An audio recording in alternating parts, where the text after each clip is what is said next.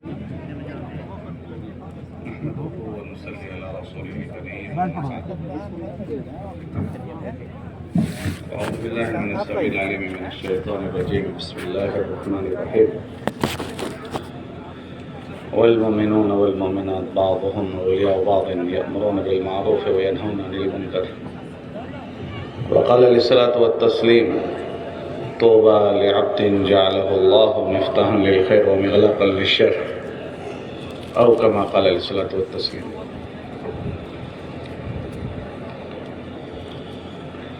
میرے عزیزوں، بھائیوں، دوستوں اور بزرگوں، ہماری یہ اجتماعات کا کرنا اور ایمان والوں کو ایمان کے اور ان سے متعلق ذمہ داریوں کے مذاکرے کے لیے بلانا، یہ ایک بہت بڑے مقصد کے لیے ہو رہا ہے. یہ ہمارے اجتماعات کوئی رسمی پروگرام نہیں ہے. دنیا میں بہت سارے فنکشن ہوتے ہیں، پروگرام ہوتے ہیں، تو ایسا نہیں ہے کہ یہ بھی ایمان والوں کا کوئی فنکشن ہو رہا ہے، کوئی پروگرام ہو رہا ہے،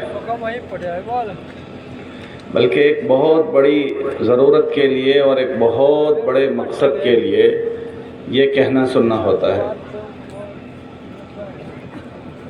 وہ ضرورت اور مقصد کیا ہے کہ ہر ایمان والے کو اللہ پاک نے کچھ ذمہ داریوں کے ساتھ پیدا کیا ہے. یہ ایمان والا اس سے متعلق جو ذمہ داریاں اور جو باتیں ہیں اس کو سمجھتے ہوئے اور اس کو پورا کرتے ہوئے یہ کیسے جینے والا بن جائے.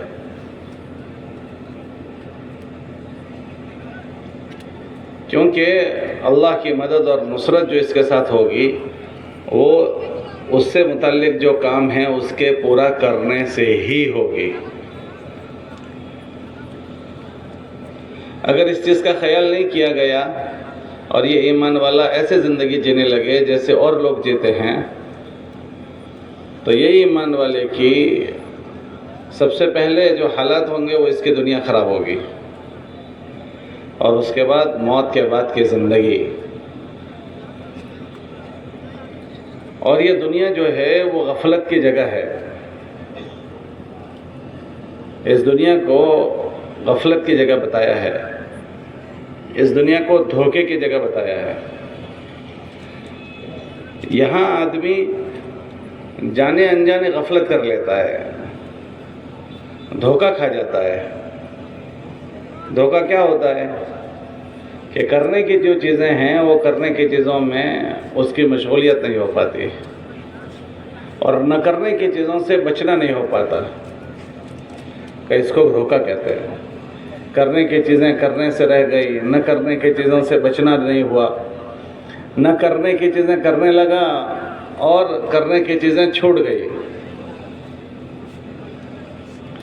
کب اس کی زندگی مسائل میں آ جاتی ہے.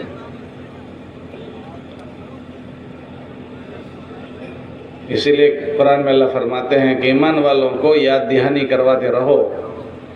یہ یاد دہانی کرنا انہیں نفع دے گا. ذکر فإن الذکریٰ تنفع المؤمنین.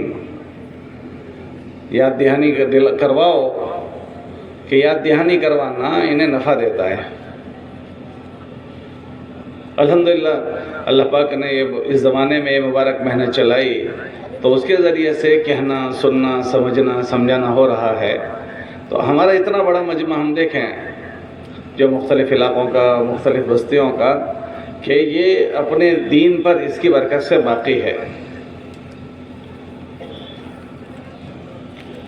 دینی شکلیں نظر آ رہی ہے، ایمان والوں کے ایمانی چہرے نظر آ رہے ہیں. ورنہ ان بستیوں کو اور ان علاقوں کو ہم دیکھیں کہ جن بستیوں میں ایمان کی، دین کی، اسلام کی محنت نہیں ہو رہی، وہاں مسلمان کو اسلام کے ساتھ پہچاننا مشکل ہو گیا ہے. پہچان نہیں ہوتی، پہچان نہیں ہو پاتی.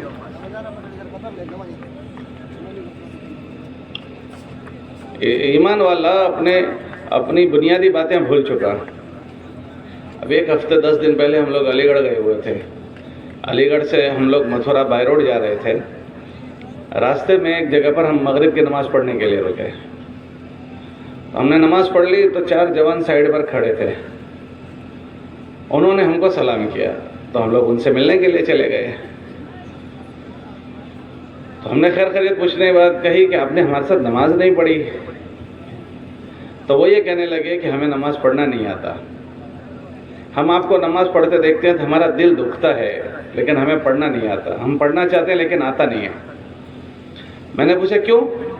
کہا ہمارے گاؤں میں مسجد بھی نہیں ہے, ہمارے گاؤں میں مولانا صاحب بھی نہیں ہیں. پھر میں نے ان سے پوچھا کتنے مکان ہیں آپ کے وہاں؟ تو وہ کہنے لگے کہ ہمارے وہاں 40 مکان ہیں, مسلمانوں کے 40 مکان ہیں, لیکن ہمارے گاؤں میں مسجد بھی نہیں ہے اور ہمارے گاؤں میں مولانا صاحب بھی نہیں ہیں. تو پھر جب شادی ہوتی ہے تو کیا کرتے ہو؟ تو کسی گاؤں میں سے مولانا صاحب کو بلاتے ہیں, اور کسی کا جنازہ ہو جاتا ہے تو کسی گاؤں سے مولانا صاحب کو بلاتے ہیں. پھر وہ کہنے لگے کہ ہم نے سیکھا بھی نہیں, ہمیں کچھ نہیں پتا, بس اتنا آتا ہے کہ ہم مسلمان ہیں بس. تو کیا ہوا کہ یہ ان پر ایمان کی اور اسلام کی, دین کی کوئی محنت نہیں ہوئی. ہم لوگ متھرا اترے, بائی روڈ جاتے, یہ واپسی کی کارگزاری ہے. جاتے ہوئے جو ہمیں گاڑی میں لینے آئے تھے انہوں نے سنایا, راستے میں ایک گاؤں آیا, اس گاؤں کے متعلق انہوں نے سنایا کہ یہ گاؤں میں ہم لوگ 3 دن کی جماعت لے کر آئے تھے کچھ سالوں پہلے. تو اس گاؤں میں ہم لوگ محنت کر رہے تھے, تو قبرستان گئے تو وہاں جھنڈیاں گھڑی ہوئی تھی قبر پر. تو انہوں نے سنایا کہ یہ قبر پر ہم نے جو جھنڈی گھڑ دی ہے وہ پتہ ہے کیوں؟ کہ ان مرنے والوں کی نماز جنازہ نہیں ہوئی ہے. تو ہم نے نشانی رکھ دی ہے کہ اس کی نماز جنازہ نہیں ہوئی ہے. تو نشانی کیوں رکھی ہے؟ کہ نشانی اس لیے رکھی ہے کہ کوئی پڑھانے والا آ جائے گا گاؤں میں کبھی تو اس کو کہیں گے تو اس کی قبر پر پڑھ لے گا. یہ ہمارے علاقوں کی میں آپ کو کارگزاری سنا رہا ہوں, ہمارے ہندوستان کی. تو دنیا میں اور علاقوں میں چلے جاؤ تو جب محنت نہیں ہوتی تو کوئی بھی چیز, اس کا زوال یہ ہے کہ اس کو آباد رکھنے کی محنت ختم کر دے آدمی, تو اس کا زوال شروع ہو جائے گا, اس کا ختم ہونا شروع ہو جائے گا. آباد کرنے کی محنت چھوڑ دینا, اس کی بربادی کی محنت شروع ہو جاتی ہے. ہاں, آدمی اچھا خاصا گھر بنائے, اس کو صاف صفائی کرنا بند کر دے, اس کو کھنڈر بند کر دے, تھوڑے دن ہوتے ہوتے وہ گھر کھنڈر ہو جاتا ہے. اس کو کوئی کھنڈر کرنا نہیں پڑتا, خود ہی کھنڈر ہو جاتا ہے. نئی گاڑی کمپنی سے لا کر گھر کے آگے رکھ دو, اس کا استعمال کرنا اور اس کو مینٹین کرنا چھوڑ دو, بس اس کو ایسے ہی چھوڑ دو. تھوڑے دن نہیں گزریں گے کہ اس کے پہیے جام ہو جائیں گے, اس کے جو جوائنٹ ہیں وہ ٹائٹ ہو جائیں گے, جام ہو جائیں گے, اور گاڑی کھڑے کھڑے اس کی ہوا نکل جائے گی پڑے پڑے, اور آہستہ آہستہ تھوڑے دنوں میں وہ زمین میں ڈھسنا جو ہوگی وہ نہیں ڈھستی, زمین کا گردہ چڑھتے چڑھتے وہ دبنا شروع ہو جاتی ہے. کہ نئی گاڑی تھی لیکن اس کو مینٹین رکھنے کی محنت نہیں ہوئی, تو پڑی پڑی گاڑی وہ سڑنا شروع ہو جاتی ہے. اچھا بنایا ہوا گھر کھنڈر ہو جاتا ہے. آپ یہاں اکثر کھیتی باڑی والے لوگ ہیں, آپ کی کھیتی دیکھیں آپ کہ ماشاءاللہ جب زمینوں پر محنت ہوتی ہے تو وہ زمینیں ایسی ہریالی اگاتی ہے کہ ماشاءاللہ گیہوں اگتے ہیں, چاول اگتے ہیں, اور پتہ نہیں قسم کی فصلیں ہوتی ہے. یہ زمین کی استعداد ہے کہ اس کے اندر ایسی صلاحیت ہے کہ ایسے فصلیں وہ اگاتی ہے. اس زمین میں جو استعداد ہے اس سے نفع اٹھانا آدمی چھوڑ دے اور اس کو پڑتر کر دے, ایسے ہی بنجر چھوڑ دے, تو اس زمین کا کیا حال بنے گا؟ کہ اس زمین کا حال یہ بنے گا کہ جو نرمی ہے وہ نرمی سختی سے بدل جائے گی, پڑی پڑی زمین سخت ہو جائے گی. پھر اس کے بعد کہ جو زمین زعفران اگا رہی تھی, جو زمین گیہوں اگا رہی ہے, جو زمین چاول اگا رہی تھی, وہ زمین ببول کے کانٹے اگا دیتی ہے. اچھا, ببول کے کانٹے اگانے کی کوئی درخت لگانے کی محنت کرتا ہے؟ ارے بولو بھائی, کوئی محنت کرتا ہے؟ زمین کو نرم کرنے کی 50 لوگ محنت کرتے ہیں, اس کو سخت کرنے کی کوئی محنت کرتا ہے؟ ارے بھلا کچھ ہوا تو کرو. اس کو کوئی سخت کرنے کی محنت کرتا ہے؟ کہ اس کو سخت کرنے کی کوئی محنت نہیں کرتا، ساری دنیا اس کو نرم کرنے کی محنت کرتا ہے، لیکن اس کو چھوڑ دو تو خود بخود اس کی کیفیت بدلنے شروع ہو جاتی ہے، نرمی سختی سے بدل جاتی ہے۔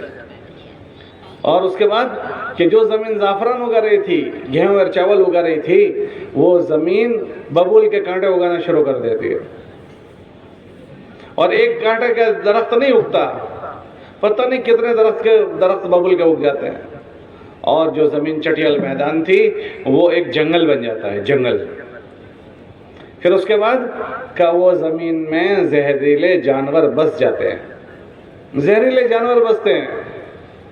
ہمیں کل کوئی سنا رہا تھا کہ زمین تو ماشاءاللہ کھیت کی تھی، اس کے پیچھے کی زمین ہے کہ وہ پڑتر زمین تھی، وہ تو ابھی انہوں نے جو ہوٹلیں وغیرہ لگائی ہے، وہ کہہ رہے ہیں پڑتر زمین تھی اور ایسی خطرناک جنگل تھا کہ وہاں کوئی گزر نہیں سکتا تھا، ایسا سنا رہے تھے وہ بستی والے۔ اس کی صفائی ہوئی ہے۔ پھر وہ کہنے لگے کہ پتہ نہیں کتنے اندر سے زہریلے سانپ نکلے، تو اس زمین کو، یہ تو کھیتوں کے بیچ میں زمین تھی، تو اس کو کس نے جنگل بنا دیا؟ کہ کسی نے نہیں، جو مالکی کی زمین تھی وہاں تو لوگ محنت کرتے تھے، اور وہ ایسی پڑتر زمین تھی تو اس پر کوئی محنت نہیں کر رہا تھا، تو پڑے پڑے وہ زمین جنگل بن گئی اور زہریلے سانپ آ گئے۔ پھر وہ کہہ رہے تھے کہ جب شامیانہ تیار ہو گیا تو اس میں بھی سانپ آ گیا، پھر اس کو بھی ختم کیا کہ جب زہریلے جنگل بنیں گے تو وہاں سے اطراف کو بھی ڈیمیج کریں گے۔ وہ کیا بات ہوئی کہ وہ زمین جس کے لیے تھی اس کو اس پر باقی رکھنے کی محنت چھوڑ دی، تو پھر کہ جب اس کو اس پر باقی رکھنے کی محنت چھوڑ دی تو پھر وہ پوری دوسری کیفیت کی بن گئی، وہ سخت ہو گئی، زہریلے جانور آ گئے، کانٹے اگ گئے۔ ایسے ہر ایمان والے کو اللہ جب پیدا کرتے ہیں، ہر پیدا ہونے والے کو، تو کتابوں میں یہ لکھا کہ اللہ پاک ہر پیدا ہونے والے کو فطرت اسلام پر پیدا کرتے ہیں۔ کس پر پیدا کرتے ہیں؟ ہاں، اس کو ایمان پر اللہ پیدا کرتے ہیں۔ پھر جن پر جس لائن کی محنت ہوتی ہے وہ ایسے بن جاتے ہیں۔ کتابوں میں آتا ہے کہ ماں باپ آدمی کو یہودی بناتے ہیں، نصرانی بناتے ہیں، اور ایمان والا وہ بھی ماں باپ بناتے ہیں۔ کہ جس کوئی بچے کی پیشانی پر نہیں لکھا کہ فلاں فلاں فلاں، کہ گھر میں پیدا ہونے کے بعد اس کو جو ماحول ملتا ہے اس ماحول میں وہ پروان چڑھتا ہے، پھر وہ ایسا ہی بن جاتا ہے۔ ہاں، کل مولود یولد علی الفطرہ فابواہ یہودانہ او ینصرانہ او یمجسانہ، کہ ہر ایک کو اللہ فطرت پر پیدا کرتے ہیں، جس کو جو ماحول ملتا ہے وہ ایسا بن جاتا ہے۔ ہمارا بچہ یہاں پیدا ہونے والا ہندی بولتا ہے، اردو بولتا ہے، وہی عرب کے گھر میں پیدا ہو جائے تو کیا بولے گا؟ عربی بولے گا۔ وہ انگریز کے گھر میں پیدا ہو جائے تو انگریزی بولے گا۔ دیہات میں پیدا ہوا تو اس کا کلچر دیہاتی ہو جائے گا، شہر میں پیدا ہوا اس کا کلچر شہری ہو جائے گا، کہ جس ماحول میں اس کو جیسا اس کو ماحول ملے گا وہ ایسا بنے گا۔ تو ایمان والے کو اگر ایمان کا ماحول ملے گا تو وہ ایمان پر باقی رہے گا، اور خدا نہ کرے اگر اس ایمان والے کو مسلمان کے گھر میں پیدا ہونے کے باوجود بھی اگر اس کو کہنا نہیں ہوا، سننا نہیں ہوا، سمجھنا سمجھانا نہیں ہوا، اور اس کے حل پر چھوڑ دیا گیا، تو پھر وہ جس ماحول میں جیے گا ایسا ہی بن جائے گا۔ ہاں، بہت سارے لوگ بعض مرتبہ ایسی بہکی باتیں کرتے ہیں کہ جو اسلام کے سنت شریعت کے خلاف ہوتی ہے۔ وہ اپنی شریعت میں رائے قائم کرتا ہے، میری سمجھ میں یوں آتا ہے۔ دین اسلام میں کسی کی عقل نہیں چلتی۔ یہ کیوں ایسا بولتا ہے؟ کہ یہ نہیں بولتا، یہ ایسے لٹریچر پڑھتا ہوگا، یا ایسے اسپیکروں کو یہ سنتا ہوگا، یا ایسے پمفلیٹ پڑھتا ہوگا، یا اس کے ایسے دوست ہو چکے ہوں گے جن سے سن کر اس کی یہ وچار دھارا بنی ہے، اس کی یہ سوچ بنی ہے۔ ہاں، کہ آدمی جن چیزوں کو سنتا ہے، جن چیزوں کو پڑھتا ہے، کہ اس کے اثرات اس کی طبیعت پر آتے ہیں۔ اس لیے ہمارے وہاں تو اہل علم یہ فرماتے ہیں کہ ہم کتاب بھی پڑھیں گے تو دیکھیں گے کہ اس کے لکھنے والے کون ہیں۔ ہر سنی سنائی بات ہم آگے نہیں کسی کو سنا دیں گے، ہر چھپنے والی چیز ہم نہیں پڑھ لیں گے۔ لم یخروا علیہا صما وعمیانا، کہ کوئی بات کہیں سے آ گئی تو اس پر ہم ایسے ہی یقین کر کے کرنے لگیں، پتہ نہیں وہ کیا بات ہے، اس کا سرا کہاں جاتا ہے۔ اس لیے ایمان والے کو یہ اس ایمان کے ماحول میں لا کر اس کو اس سے متعلق باتیں سنائی جاتی ہے۔ ہم اس کو یوں سرسری سمجھتے ہیں کہ تو اجتماع ہے، یہاں بیانات ہوتے ہیں اور بیانات ہوتے ہیں، پھر کچھ تشکیلیں ہوتی ہیں. نا، یہ اتنی بات نہیں ہے کہ خالی بیانات کا ہو جانا، کچھ لوگوں کی تشکیل ہو کر ان کا جماعتوں میں چلا جانا. نا، ایک ایک ایمان والا اس سے متعلق جو ذمہ داری کی چیزیں ہیں اس کو سمجھ کر وہ جینے والا بنے. ٹھیک ہے کہ اگر ابھی وہ نقد جماعت میں نہیں جا سکتا، لیکن اپنی ذمہ داری کے احساس کے ساتھ تو یہاں سے جائے. وہ اس کے ذمہ اس کی ذمہ داری ہے، اس کے ذمہ اس کی بیوی کی ذمہ داری ہے، اس کے ذمہ اس کے گھر والوں کی ذمہ داری ہے، اور اس کے ذمہ ایک ایک ایمان والے کی ذمہ داری ہے. اور یہ ذمہ داری کا مطلب کہ اگر اس ذمہ داری کو سمجھ کر پورا کرے گا تو ہی اللہ کی طرف سے اس کی مدد کی جائے گی. اپنے سے متعلق جو کام ہے اس کو کرنا پڑے گا. اپنی بیوی سے متعلق جو ذمہ داری ہے اس کو سمجھنی پڑے گی، اس کو پورا کرنا پڑے گا. اپنے بچوں سے متعلق جو ہماری ذمہ داریاں ہیں اس کو سمجھنی پڑے گی، اس کو پورا کرنا پڑے گا. ہاں، تو اللہ کی ان نعمتوں کی ہم نے قدر کی، ورنہ بیوی اللہ نے میسر کر دی اور بیوی کو اور جانوروں کی طرح رکھ رہے ہیں کہ جیسے اور جانور ہیں، صبح ہو رہا ہے، شام ہو رہا ہے، اس کا دودھ نکال لیا جاتا ہے، اس کو چارہ دے دیا جاتا ہے. ایسے بیوی بچے کو کھانے خرچہ پانی دے دیا، آپ نے ضرورت پوری کر لی، تو ہم نے جانور سے زیادہ کون سا معاملہ کیا؟ بچوں سے متعلق اگر ایسے ہی جی رہے ہیں جیسے اور جانور کرتے ہیں. دنیا میں بسنے والے ساری مخلوق اپنے جانوروں کی روٹی بوٹی کی فکر کرتے ہیں. چھوٹے سے چھوٹا پرندہ بھی اپنے جانور کو، اپنے بچوں کو کھلاتا ہے اور ان کے رہنے کے لیے گھر کا انتظام کرتا ہے. اگر ایک ایمان والا بھی اپنے بچوں کے لیے اتنا ہی کر رہا ہے کہ گھر بنا لیا، اور ایک ایمان والا اپنے بچوں کے لیے اتنا ہی کر رہا ہے کہ ان کی روٹی بوٹی کے مسئلے کو حل کر لیا، کہ ذریعہ معاش کو اچھا بنا لیا، تو ساری دنیا میں پوری دنیا میں جتنی مخلوق اللہ نے بنائی ہے یہ کام تو ساری دنیا کی مخلوق کرتی ہے. کہ سب کے ساتھ اس کو وہ اللہ کی پہچان کروائیں گے، اور اللہ کی طرف سے جو ذمہ داریاں ہیں وہ اس کو سمجھائے گا، اپنے بیوی کو، اپنے بچوں کو. اور ایک ایک ایمان والا کا اس معاملے میں وہ ہمدرد اور خیرخواہ بنے گا. اللہ پاک نے قرآن میں ایک ایک ایمان والے کو اس کا مطالبہ کیا. کئی ایمان والوں، اپنے آپ کو جہنم کی آگ سے بچاؤ، اپنے آپ کو اور اپنے گھر والوں کو جہنم کی آگ سے بچاؤ. اور جہنم سے آگ سے بچنے کا مطلب کہ جس طرح اللہ جینے کو چاہ رہے ہیں ایسا وہ جیے، اور جیسا اللہ اپنے پاس جانے کو پسند کرتا ہے وہ ایسا بن کر اللہ کے پاس جائے. اللہ پاک ہم سے ایک جیون چاہتا ہے، اور اس کے پاس جب جانے کے دن آئے تو ایسا جیون چاہتا ہے جو فرما برداری والا جیون ہو، زندگی. اللہ قرآن میں فرماتے ہیں وَلَا تَمُوتُنَّ إِلَّا وَأَنْتُمْ مُسْلِمُونَ، کہ تم مر کر مت آنا ہمارے پاس مگر مسلمان بن کر. بہت تعجب ہوتا ہے کہ اللہ ایمان والوں سے کہہ رہے ہیں کہ تم ہمارے پاس مسلمان بن کر آنا. تو کیا اس میں کوئی شک ہے کہ میں مسلمان ہوں، میں ایمان والے کے گھر میں پیدا ہوا ہوں، میرا نام امی ابا نے مسلمان والا رکھا ہے، اور اللہ کہہ رہے ہیں مسلمان مرنا، تو کیا میں سب کچھ میرا اسلام والا ہے، تو کیا میں غیر ایمان والا بھی مر سکتا ہوں؟ میں بے ایمان بھی مر سکتا ہوں؟ کہاں؟ حضرت شیخ زکریا رحمۃ اللہ علیہ نے فضائل میں لکھا ہے کہ تعجب اس آدمی پر نہیں ہے جو 60 سال تک بے ایمان تھا اور بے ایمان مر گیا، تعجب اس پر ہے جو ایمان والا تھا اور بے ایمان مر گیا. کہ ایسا کب ہوتا ہے کہ ایمان والا تھا اور بے ایمان مر گیا؟ ایسا کب ہوتا ہے کہ جو آدمی جیسا جیے گا ایسا ہی مرے گا. عمر رضی اللہ عنہ یہ بات فرماتے تھے کہ کما تحیون تموتون وکما تموتون تبعثون او تحشرون، کئی لوگوں تم جیسا جیو گے ایسے ہی مرو گے، اور جیسے مرو گے ایسے ہی اٹھائے جاؤ گے. اچھا مرنا اچھے جینے سے جڑا ہوا ہے. ایسا نہیں ہوگا کہ کسی نے گیہوں ڈالے ہیں اور چاول نکلیں گے، اور کسی نے چاول ڈالے اور گیہوں نکلیں گے. جو جیسا بوئے گا ایسا کاٹے گا. ہاں، جو جیسا جیے گا ایسا مرے گا. اللہ کے نبی علیہ السلام ایک مرتبہ غمگین بیٹھے تھے. جب علیہ السلام تشریف لائے اور پوچھا کہ کیوں غمگین بیٹھے ہو، تو فرمایا کہ مجھے اپنے امت کی فکر ہے. کہ کون سی امت کی فکر ہے؟ کہ جو ایمان لے آئے وہ یا جو نہیں لائے، کہ ان کی فکر ہے ایمان لائے وہ. تو وہ ان کو ہاتھ پکڑ کر بنو سلمہ کے قبرستان میں لے گئے، اور وہاں کچھ قبریں تھیں. تو جبرائیل علیہ السلام نے قبر والے سے کہا کہ اے قبر والے، اللہ کے حکم سے کھڑا ہو جا. ایک قبر والا کھڑا ہوا جو خوبصورت چہرے والا تھا، جو یہ کہہ رہا تھا الحمدللہ الہ الا اللہ محمد رسول اللہ، یہ کلمہ پڑھتے ہوئے الحمدللہ رب العالمین، یہ پڑھتا ہوا کھڑا ہوا. اس کو جبرائیل علیہ السلام نے کہا کہ اچھا واپس لوٹ جا. پھر دوسری قبر تھی، اس کو کہا کہ قبر والے تو کھڑا ہو جا. وہ قبر والا کھڑا ہوا اور وہ کالا چہرہ، اور وہ کہہ رہا ہے ہائے افسوس، ہائے شرمندگی، مجھے کچھ نہیں پتا. ایسا کہتے ہوئے وہ قبر والا اندر سے نکلا. اس کو بھی کہا کہ واپس لوٹ جا.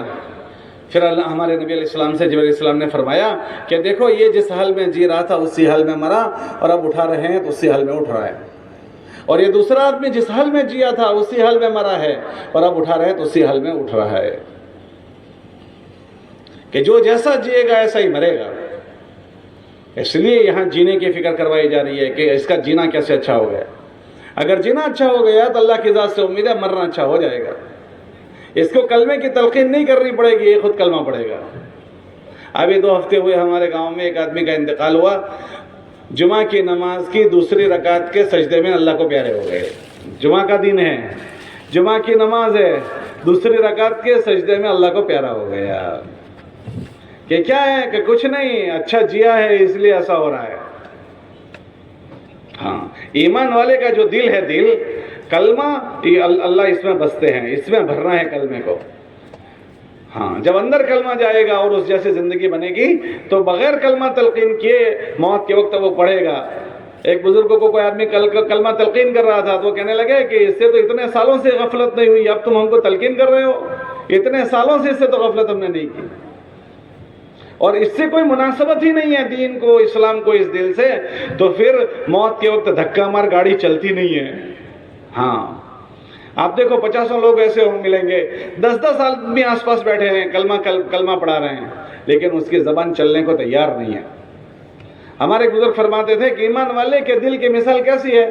جیسے یہ ڈلوب ہوتا ہے، یہ ڈلوب چیزوں کو چوستا ہے. اس کو پانی میں ڈالو، یہ پانی کو چوس لے گا. پھر اس کو نچوڑو تو اس میں سے کیا نکلے گا؟ ارے بولو کیا نکلے گا؟ پانی. اس کو شراب میں ڈال دو تو یہ کیا کرے گا؟ شراب کو چوس لے گا. پھر اس کو نچوڑو تو اس میں سے شراب نکلے گی. اس کو زمزم میں ڈالو تو یہ کیا چوسے گا؟ زمزم کو. پھر اس کو نچوڑو تو اس میں سے کیا نکلے گا؟ کہ زمزم. کبھی ایسا ہوا ہے کہ اس نے شراب کو چوس لیا اور نچوڑو تو زمزم نکلے؟ ارے بولو ایسا ہوا ہے کبھی؟ کہ جس نے جو چوسا ہے نچوڑو گے تب وہی نکلے گا. ایسے ہی ایمان والے کا دل چیزوں کو چوستا ہے، اور جب وہ بے ہوش ہوتا ہے تو بے ہوش ہونے کے ساتھ اس کے دل میں جو چیز ہوگی وہ باہر آئے گی. چیزوں کو دل چوستا ہے. ہمارے گھر میں چھوٹے بچے ہوتے ہیں، وہ چھوٹے بچے رات میں بکتے ہیں، امی میں اسکول نہیں جاؤں گا، میں مدرسہ نہیں جاتا ہوں، امی یہ مجھے مارتا ہے، لڑتا ہے، ایسا بولتا ہے بچہ. تو یہ کیسے بولتا ہے؟ کہ یہ بچہ نہیں بولتا، وہ بے ہوش ہو چکا ہے، سو گیا. کتابوں میں آتا ہے نیند موت کی چھوٹی بہن ہے. اس لیے جب ہم اٹھتے ہیں تو دعا کون سی پڑھتے ہیں؟ الحمدللہ الذی احیانا بعد ما اماتنا. کہ اللہ تیرا شکر ہے کہ ہمیں موت کے بعد تو نے جیون دیا، نئی زندگی دی. کہ گویا وہ مر گیا تھا، اسے کچھ نہیں پتا، تو یہ بے ہوش ہو گیا. تو اب یہ بچہ اپنی بے ہوشی میں بولتا ہے. یہ کیا بولتا ہے؟ کہ اس نے جو چیز اندر بھری ہے وہ باہر آ رہی ہے، اس کے اندر جو چیز اتری ہے وہ باہر آ رہی ہے بے ہوشی میں. جس کے دل میں جو چیز ہوتی ہے وہ بے ہوش ہوتی ہی باہر آتی ہے. ہاں، ڈرائیور لوگ ہوتے ہیں نیند میں بولتے ہیں آنے دو، آنے دو، جانے دو، جانے دو. ہاں، ہنسنے کی بات نہیں کہہ رہا ہوں. ہاں، یہ ہوتا ہے. ہمارے وہاں مدرسوں میں بچے پڑھتے ہیں تو وہ نیند میں قرآن پڑھتے ہیں. ہاں، ہمارا ایک دوست ابھی زمبابوے میں ہے، تو وہ سو جاتا تھا تو قرآن پڑھتا تھا، 3 4 پارے پڑھ لیتا تھا سوتے سوتے. کہ اس نے قرآن کو اپنا مشغلہ بنایا. اب سوتے ہی وہ قرآن شروع ہو گیا. یہ مولوی صاحب لوگوں کو آپ پوچھو کہ مدرسوں میں یہ بہت ہوتا ہے، بچے دن بھر اس سے مشغلہ قرآن کا رہتا ہے، سوتا ہے تو نیند میں بھی قرآن پڑھتا ہے، کہ مشغلہ ہو گیا قرآن. سب کو دیکھو الگ الگ، جو اس محکمے میں ہیں وہ الگ الگ چیزیں. ریلوے والے اپنی بکواس بکیں گے، فوجی لوگ اپنی بکواس بکیں گے، ڈرائیور کنڈکٹر اپنی بکواس بکیں گے. ہاں، اسکول کے بچے اپنی بکواس. نیند میں لوگ بکتے ہیں. ایسا نہیں ہوتا کہ اسکول کا طالب علم وہ باتیں بکتا ہو اور وہاں کا طالب علم یہاں کی باتیں بکتا ہو. جس میں وہ رچا بسا ہے وہی چیز اندر سے باہر آتی ہے. بے ہوش ہوا. ہاسپٹل میں لوگوں کو لے جاتے ہیں آپریشن کے لیے, تو آپریشن کے لیے آدمی کو کیا کرتے ہیں؟ بے ہوش کرتے ہیں. تو بے ہوش کرنے کے بعد ڈاکٹروں سے پوچھو کہ آدمی کا کیا حل بنتا ہے؟ کہ آدمی جس زندگی کے ساتھ رچا بسا ہوتا ہے وہی چیزیں اندر سے باہر آتی ہے. کوئی آدمی گالیاں بکتا ہے, کوئی آدمی گانے بکتا ہے, کوئی آدمی قرآن پڑھتا ہے, کوئی آدمی دعائیں مانگتا ہے, کوئی آدمی بیان کرتا ہے. جس کا جیسا مشغلہ, بے ہوش ہوتے ہی وہ چیزیں باہر آتی ہے.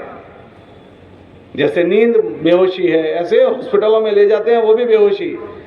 تو اس سے بڑی بے ہوشی موت ہے, سب سے بڑی بے ہوشی موت. ہاں, کہ اگر یہ دل کو جس چیز سے جوڑ بیٹھ گیا, موت کے وقت آدمی ایسی چیزیں بولتا ہے. حضرت شیخ نے واقعہ لکھا, ایک آدمی کی موت ہو رہی ہے, اس کو لوگ کلمہ تلقین کر رہے ہیں اور وہ کہہ رہا ہے 10-10 روپے, 11-11 روپے, 10-10 روپے. تو پھیریا تھا, ٹھیلا لگاتا تھا, آواز لگاتا تھا 10-10 روپے, 11-11 روپے. زندگی اسی میں گزری ہے. ہاں, اب باہر سے کوئی دھکا مارے وہ گاڑی نہیں چلے گی. گاڑی اپنی طاقت سے چلتی ہے, اپنی ہیڈ لائٹ سے چلتی ہے. پیچھے والا لائٹ دکھائے تو اتنی دیر گاڑی چلے گی جتنی دیر لائٹ نظر آئے گی. وہ پیچھے ہو گیا تو بھی مسئلہ, وہ آگے نکل گیا تو بھی مسئلہ. مشین گاڑی کا خراب ہو گیا, پیچھے سے کوئی دھکا مارے گا تو اتنی دیر چلے گی جتنی دیر دھکا لگے گا, پھر رک جائے گی. ہر گاڑی اپنی مشین طاقت سے, اپنی طاقت سے چلتی ہے. ایسے ایمان والا اپنی موت, ایمانی موت اپنی طاقت سے مرے گا. 10-10 آدمی کو کلمہ تلقین کرواتے ہیں. اور بعضے لوگ وہ ہوتے ہیں کہ ذرا رمق ہوتی ہے تو ایسے جیسے آگ کو ذرا پھونک لگاتے ہیں, اس میں رمق ہے تو کوئلہ جل جاتا ہے, تو ایسے کلمہ زبان پر آ جاتا ہے. اور بعض جانیں وہ ہوتی ہے کہ ان کو تلقین کی ضرورت نہیں ہے. وہ موت کے وقت کہتا ہے تیرا آنا بڑا مبارک ہے, بڑے انتظار کے بعد آئے, کہ انتظار کر رہے ہیں اور کلمہ پڑھتے ہوئے جا رہے ہیں. ہاں, اور کتابوں میں آتا ہے بعضے لوگ وہ ہوتے ہیں کہ جو نہیں پڑھ پاتے ہیں تو اللہ اپنے فرشتوں کو طے کرتے ہیں, جو فرشتے ان کو کلمہ پڑھاتے ہیں. ہاں, تو یہ بنیادی بات ہے کہ اچھا جینا, اچھا مرنا اچھے جینے پر موقوف ہے. اور اصل مسئلہ مرنے کے بعد کا ہے. یہاں کی زندگی تو کسی طرح بھی سب کی گزر جائے گی, کیسے بھی گزر جائے, روکھی سوکھی میں فٹ پاتھ پر سوتے سوتے گزر جاتی ہے. ہاں, بڑے شہروں میں چلے جاؤ, چھوٹی چھوٹی جھگیوں میں لوگ وقت گزار لیتے ہیں, زندگیاں گزر جاتی ہے. لیکن اصل مسئلہ موت کے بعد کا ہے. موت کے بعد سب سے پہلا جو پالا پڑے گا وہ قبر سے. قبر روزانہ یہ اعلان کرتی ہے, میں تنہائی کا گھر ہوں, میں بیگانگی کا گھر ہوں, میں کیڑے مکوڑوں کا گھر ہوں. ہاں, اللہ کے نبی علیہ السلام نے فرمایا قبر میں جو چیز ہوتی ہے اگر لوگوں کو پتہ چل جائے تو لوگ اپنے مردوں کو دفنانا چھوڑ دیں. قبر آخرت کی منزلوں میں پہلی منزل ہے. اگر آدمی اچھی حالت میں گیا ہوتا ہے تو قبر کہتی ہے تیرا آنا بڑا مبارک ہے, اچھا کیا اللہ کی کہ تو میرے پاس آ گیا. اللہ کی زمین پر جتنے لوگ چلتے تھے اس میں سب سے زیادہ پسندیدہ تھا تو مجھے. اور خدا نہ کرے اگر وہ غلط زندگی جی کر گیا ہے تو قبر یہ کہتی ہے کہ تیرا آنا بڑا نامبارک ہے, بڑا برا کیا کہ تو یہاں آیا ہے. اللہ کی پشت پر, اللہ کی زمین پر جتنے لوگ چلتے تھے اس میں سب سے زیادہ تو مجھے ناپسندیدہ تھا. پھر اس کے بعد اس کی قبر اس پر یوں بھیج دیتی ہے. اللہ کے نبی علیہ السلام نے یوں انگلیاں ایک دوسرے میں ڈال کر فرمایا کہ ایک طرف کی پسلیاں دوسری طرف کی پسلیوں میں گھس جاتی ہے. اللہ ہماری حفاظت فرماوے. بڑا سنگین مسئلہ ہے یہ, کوئی رسمی باتیں نہیں ہیں, یہ حق اور سچ ہے. جیسے آج ہم بیٹھ کر سن رہے ہیں, یہ قبرستان ان لوگوں سے بھرے ہوئے ہیں جو کبھی اس طرح بیٹھ کر سنتے تھے. اس وقت تو باتیں سمجھ میں نہیں آئی کہ ٹھیک ہے یہ لوگ تو ایسی باتیں کرتے ہیں. اب جاؤ ان قبر والوں سے جا کر پوچھ لو, ان میں ہمارے باپ دادا لوگ ہیں, ہمارے رشتہ دار ہیں جو کبھی اسی طرح جلسوں میں آتے تھے اور باتیں سنتے تھے کہ کیا وہ باتیں حق ہے کہ نہیں ہے. آدمی اپنے آنکھوں سے ان قبروں میں جا کر اور اللہ کے وہاں جا کر دیکھے گا تو اللہ سے کہے گا کہ ہم کو موقع دے دو, ہم نے دیکھ لیا, سن لیا, سمجھ لیا, ہمیں دوبارہ موقع دے دو, اب ہم اچھی باتیں کر کے آئیں گے. تو ان سے کہا جائے گا کہ خاموش ہو کر پڑے رہو, ولا تکلمون, ہم سے بات بھی نہ کرو. آدمی مارے پچھتاوے کہ اپنے ہاتھوں کو چبانا شروع کرے گا. یوم یعض الظالم علی یدیہ, کہ چباتے چباتے کونی تک چبا کھائے گا لیکن وہ اس کا ہاتھ کو چبا کھانا کوئی کام نہیں آئے گا. اس لیے یہاں یہ سمجھنا اور سمجھانا ہو رہا ہے. اپنی ذات سے جو کرنے کی چیزیں ہیں وہ آدمی کیسے کرنے والا بنے، اپنی بیوی سے متعلق جو چیزیں وہ کرنے والا بنے، اپنے بچوں سے متعلق جو چیزیں وہ کرنے والا بنے۔ اللہ کے نبی علیہ السلام کی بات کا مفہوم ہے ہر آدمی کی اولاد یا تو اس کے لیے جنت ہے یا اس کے لیے جہنم ہے۔ فضائل صدقات میں حضرت نے لکھا ہر آدمی کی اولاد یا تو اس کے لیے جنت ہے یا ہر آدمی کی اولاد اس کے لیے جہنم ہے۔ ہر آدمی غور کرے کہ میری اولاد میرے لیے میں نے کیسے تیار کی ہے۔ اگر آج میری اولاد کی موت آ جائے یا آج میری موت آ جائے تو میں اپنے بچوں کو کس حال میں چھوڑ کر جا رہا ہوں؟ ان کا رہن سہن میرے لیے آخرت بننے کا ذریعہ بنے گا یا ان کا جینا میرے لیے وبال جان بنے گا؟ ہر ایک کو اس کی فکر ہے کہ ہمارے سامنے وہ سیٹ ہو جائیں، ہمارے سامنے وہ اپنے پیروں پر کھڑے ہو جائیں۔ رہی دنیا کی زندگی کے بعد پیروں پر کھڑے ہونے کی، اسی مجمع میں 50 لوگ وہ ہوں گے کہ جن کے جو اپنے پیروں پر ایسی شکلوں پر کھڑے ہوئے جس کو انہوں نے سوچا بھی نہیں تھا، ان کے باپ نے نہیں سوچا تھا ایسی شکل اللہ نے اس کو دے دی۔ جب اللہ کے وہاں وہ قبول ہو جائے گا نا تو شکلوں کو بنانے والا اللہ ہے، اور اگر اللہ کے وہاں اس کے لیے پھٹکار ہو گئی اور اللہ کے وہاں سے اس کو رد کر دیا گیا تو پھر بنی ہوئی شکلیں آنن فانن ٹوٹ جاتی ہے۔ اسی میں بہت سارے وہ ہوں گے کہ جن کی اپنے باپ کی بنائی ہوئی شکلیں ٹوٹ گئی، کہ بہت ساروں کے لیے باپ بہت ساری چیزیں چھوڑ کر گیا، شکلیں بنا کر گیا، لیکن وہ بغیر شکلوں کے ہو گئے۔ اور اسی مجمع میں ایسے لوگ ہوں گے کہ جن کے پلنے کی کوئی شکلیں نہیں تھی، بے یار تھے، لیکن اللہ نے اچھے سے اچھی چیزیں بنا دی۔ اے دنیا دارالاسباب ہے، ہاتھ پیر مارنے پڑتے ہیں، مار لیں گے، لیکن یہ ضروری نہیں ہے کہ میں جو چاہوں وہ ہو جائے گا۔ تو اس کی تو ہم سب فکر کرتے ہیں، لیکن ہمارے بچے اپنی حیات میں ان کو اللہ کی پہچان ہو جائے، وہ اللہ کے دین کو پہچان کر زندگی گزارنے والے بنیں، اللہ کے بندے بن کر وہ جینے والے بنیں، اللہ کی فرما برداری اور اطاعت والے بنیں، ہمارے مرنے کے بعد وہ ہمارے کام آنے والے بنیں۔ اس کی فکر کتنی ہو رہی ہے؟ اس کے لیے بات سمجھنا اور سمجھانا ہوتی ہے۔ ہاں، ہمارے گھر ان چیزوں کی فکروں سے خالی ہو گئے۔ 24 گھنٹے گھر میں ایسے گزر جاتے ہیں کہ ہمارے گھروں میں اللہ رسول کا کوئی تذکرہ نہیں ہوتا ہے۔ یہ اتنا بڑا مجمع بیٹھا ہے، ہر آدمی سوچے کہ میرا گھر ایمان والوں کا گھر ہے، میرے گھر میں ہم کھانا کھاتے ہیں، ہمارا گھر ہوٹل بنتا ہے، ہم سوتے ہیں، ہمارا گھر لاج بن جاتا ہے، ہمارے گھر میں دنیا بھر کی ساری باتیں ہوتی ہے، کھیت کی باتیں ہوتی ہے، چاچوں کی باتیں ہوتی ہے، خالہ کی باتیں ہوتی ہے، رشتہ داروں کی، اپنوں کی، پرایوں کی، سب کی باتیں ہوتی ہے۔ کل ظہر سے لے کر آج ظہر تک میرے گھر میں کیا اللہ رسول کی کوئی بات ہوئی ہے؟ موت کی بات ہوئی ہو، موت کے بعد کی زندگی کی بات ہوئی ہو؟ 24 گھنٹے ہمارے ایسے گزر گئے، 48 گھنٹے 72 گھنٹے ایسے گزر جاتے ہیں کہ ہمارے گھر میں اللہ رسول کے کوئی تذکرے ہی نہیں ہے۔ ہمارے گھر میں ہمارے بچے کو کیا دین ایمان مل جاتا ہے؟ اللہ کے نبی علیہ السلام نے ایمان والوں کو ان کی یہ چیز دینے کے لیے جو محنت کی تھی وہ یہ کہ تھی کہ مسجد میں جو فکریں ہوتی ہے وہ ایک ایک گھر میں منتقل کیسے ہو، کہ سب سے پہلے یہ فکریں آدمی کو اپنی ذات سے بنانی ہوگی۔ یہ جو اپنے مقام پر جو 5 کام کرنے کو ہمارے بزرگ فرماتے ہیں وہ کیا چیز ہے؟ کہ اپنی ذات سے لے کر اپنے آپ کو ایک ماحول میں رکھنے کی اور اپنے بچوں کے لیے ماحول تیار کرنا، ہمارے اپنے گھر کا ماحول، ہمارے محلوں کا ماحول، ہم جہاں رہتے ہیں وہاں کا ماحول ہمیں ملے، کیونکہ ماحول سب پر اثر کرتا ہے۔ ماحول کی مثال ایسی ہے جیسے موسم کی، جیسے ابھی ٹھنڈی کا موسم ہے تو ٹھنڈی کا موسم سب پر اثر ڈالتا ہے۔ ٹھنڈی کے موسم سے کوئی بچ نہیں پاتا، سیٹ صاحب بھی نہیں بچ پاتے اور غریب سے غریب آدمی بھی نہیں بچتا۔ جیسے موسم سب پر اثر کرتا ہے ایسے جو ماحول ہوگا وہ ماحول سب پر اثر کرے گا۔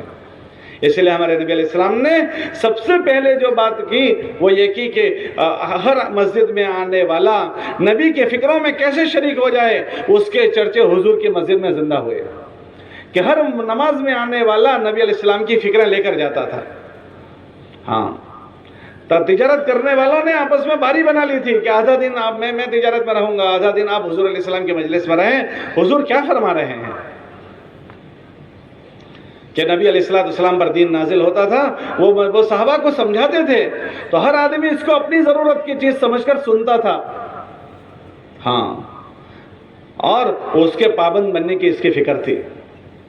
ہمارے یہاں یہ بات کہی جا رہی ہے، ایک ایک ایمان والے کے اندر یہ فکریں آ جائیں، اس کے لیے اس کو اللہ کے راستے میں لے جاؤ، تاکہ اللہ کے راستے میں لے جا کر اس کو ایک ماحول ملے، اور ماحول میں وہ ایک اچھا بھلا اعمال کا پابند بن کر لوٹنے والا بنے۔ اور اللہ کا احسان ہے کہ اللہ پاک نے اس مبارک محنت میں تاثیر رکھی ہے۔ آپ دیکھو کہ ایک تپوری قسم کا آدمی، ایک لچا لفنگ آدمی، وہ اللہ کے راستے میں نکلتا ہے، جو گھر میں ایک نماز نہیں پڑھتا تھا، مہینہ گزر گیا جس کی نماز نہیں ہوئی۔ اللہ پاک نے اس محنت کی برکت ایسی رکھی ہے کہ پہلے دن سامان اٹھا کر گیا کہ ایسے ٹپوری قسم کے آدمی کو لوگ دعا کی درخواست کرنے جاتے ہیں، بھائی صاحب اللہ کے راستے میں جا رہے ہو، دعا کرنا۔ کل اس کو پکڑنے گئے تھے، کل اس کو مارنے گئے تھے، اور آج وہی سامان لے کر جا رہا ہے، تو اس کی محبت لوگوں کے دلوں میں اللہ ڈال دیتے ہیں۔ اور اللہ اس کو ایک کیفیت دیتے ہیں کہ جو گھر میں ایک برتن نہیں دھوتا تھا، وہ 15 آدمیوں کا تام سیٹ اٹھاتا ہے، 15 آدمیوں کے برتن دھوتا ہے، ہاں مسجد میں جھاڑو لگاتا ہے، اپنا سامان سر پر اٹھا کر جا رہا ہے، اور رات میں اٹھ کر اللہ کے سامنے رو رہا ہے، 5 وقت کی نماز پڑھتا ہے۔ ہاں یہ پہلے دن میں ہوتا ہے، اس میں سب کے وقت لگے ہوئے ہیں، اکثر و بیشتر وقت لگ، کوئی نیا مجمع نہیں ہے۔ آپ نے دیکھا ہوگا آپ کے محلے کے جوان 3 دن آتے ہیں، تو 3 دن میں ان کی کیفیت بدل جاتی ہے، روتے ہوئے واپس آتے ہیں۔ ہاں ہزاروں لوگ ایسے ملیں گے کہ جو اللہ کے راستوں میں گئے، اپنے جینے کے طریقے بدل دیے انہوں نے، ہاں کہ جینے کے طریقے بدل دیے، کہ اللہ کے راستوں میں لے جایا جاتا ہے 4 مہینے اور چلوں میں، تاکہ آدمی کے جینے کے طریقے ٹھیک ہو جائیں۔ پھر اس کے بعد آ کر وہ اپنے مقام پر، اب آئندہ سال وہ جماعت میں دوبارہ جائے گا تو اپنے مقام پر ایسا ماحول بنا کر رہے کہ جس ماحول میں اس کے جو جذبات بنے ہیں وہ محفوظ رہیں۔ کیوں کہ گاڑی کمپنی سے نہیں نکلی ہے، لیکن گھر کے ہائی وے ٹوٹا ہوا ہے، محلے کا ہائی وے ٹوٹا ہوا ہے، شہر کا ہائی وے ٹوٹا ہوا ہے، تو یہ گاڑی چلے گی؟ کا ٹوٹے ہوئے ہائی وے پر کمپنی سے نکلی ہوئی نئی گاڑی بھی نہیں چل پاتی۔ یہ ایمان والا اللہ کے راستے میں کچھ بنا کر آیا ہے، اگر اس کے گھر کا ماحول نہیں ملا، محلے کا ماحول نہیں ملا، بستی میں ماحول نہیں ملا، تو یہ ٹکے گا نہیں بیچارہ۔ اسی لیے بہت سارے لوگ جماعتوں میں سے آنے کے بعد تھوڑے دنوں کے بعد اعمال چھوڑ دیتے ہیں، تو گھر کے بزرگ ہوتے ہیں وہ شکایت کرتے ہیں، ہم نے چربی نہیں بھیجا تھا کیا فائدہ ہوا، ہم نے چلہ بھیجا تھا کیا فائدہ ہوا، اب تو نماز بھی نہیں پڑھتا۔ تو بھائی کیا فائدہ ہوا تم یہ پوچھتے ہو؟ قصور اس بیچارے کا نہیں ہے، وہ تو جب اللہ کے راستے میں گیا ایک نماز نہیں پڑھتا تھا، وہاں تو تہجد گزار بن کر آیا تھا، لیکن جس گھر میں وہ رہ رہا ہے اس گھر میں 10 ممبر ہیں، یہ ایک بیچارہ اللہ کے راستے میں نمازی بن کر آیا تھا، گھر کے 9 ممبر تو وہی کے وہی کیفیت میں ہیں۔ وہ بیچارہ ایک آدمی 9 آدمیوں کے بیچ میں کتنے دن تک کر لے گا؟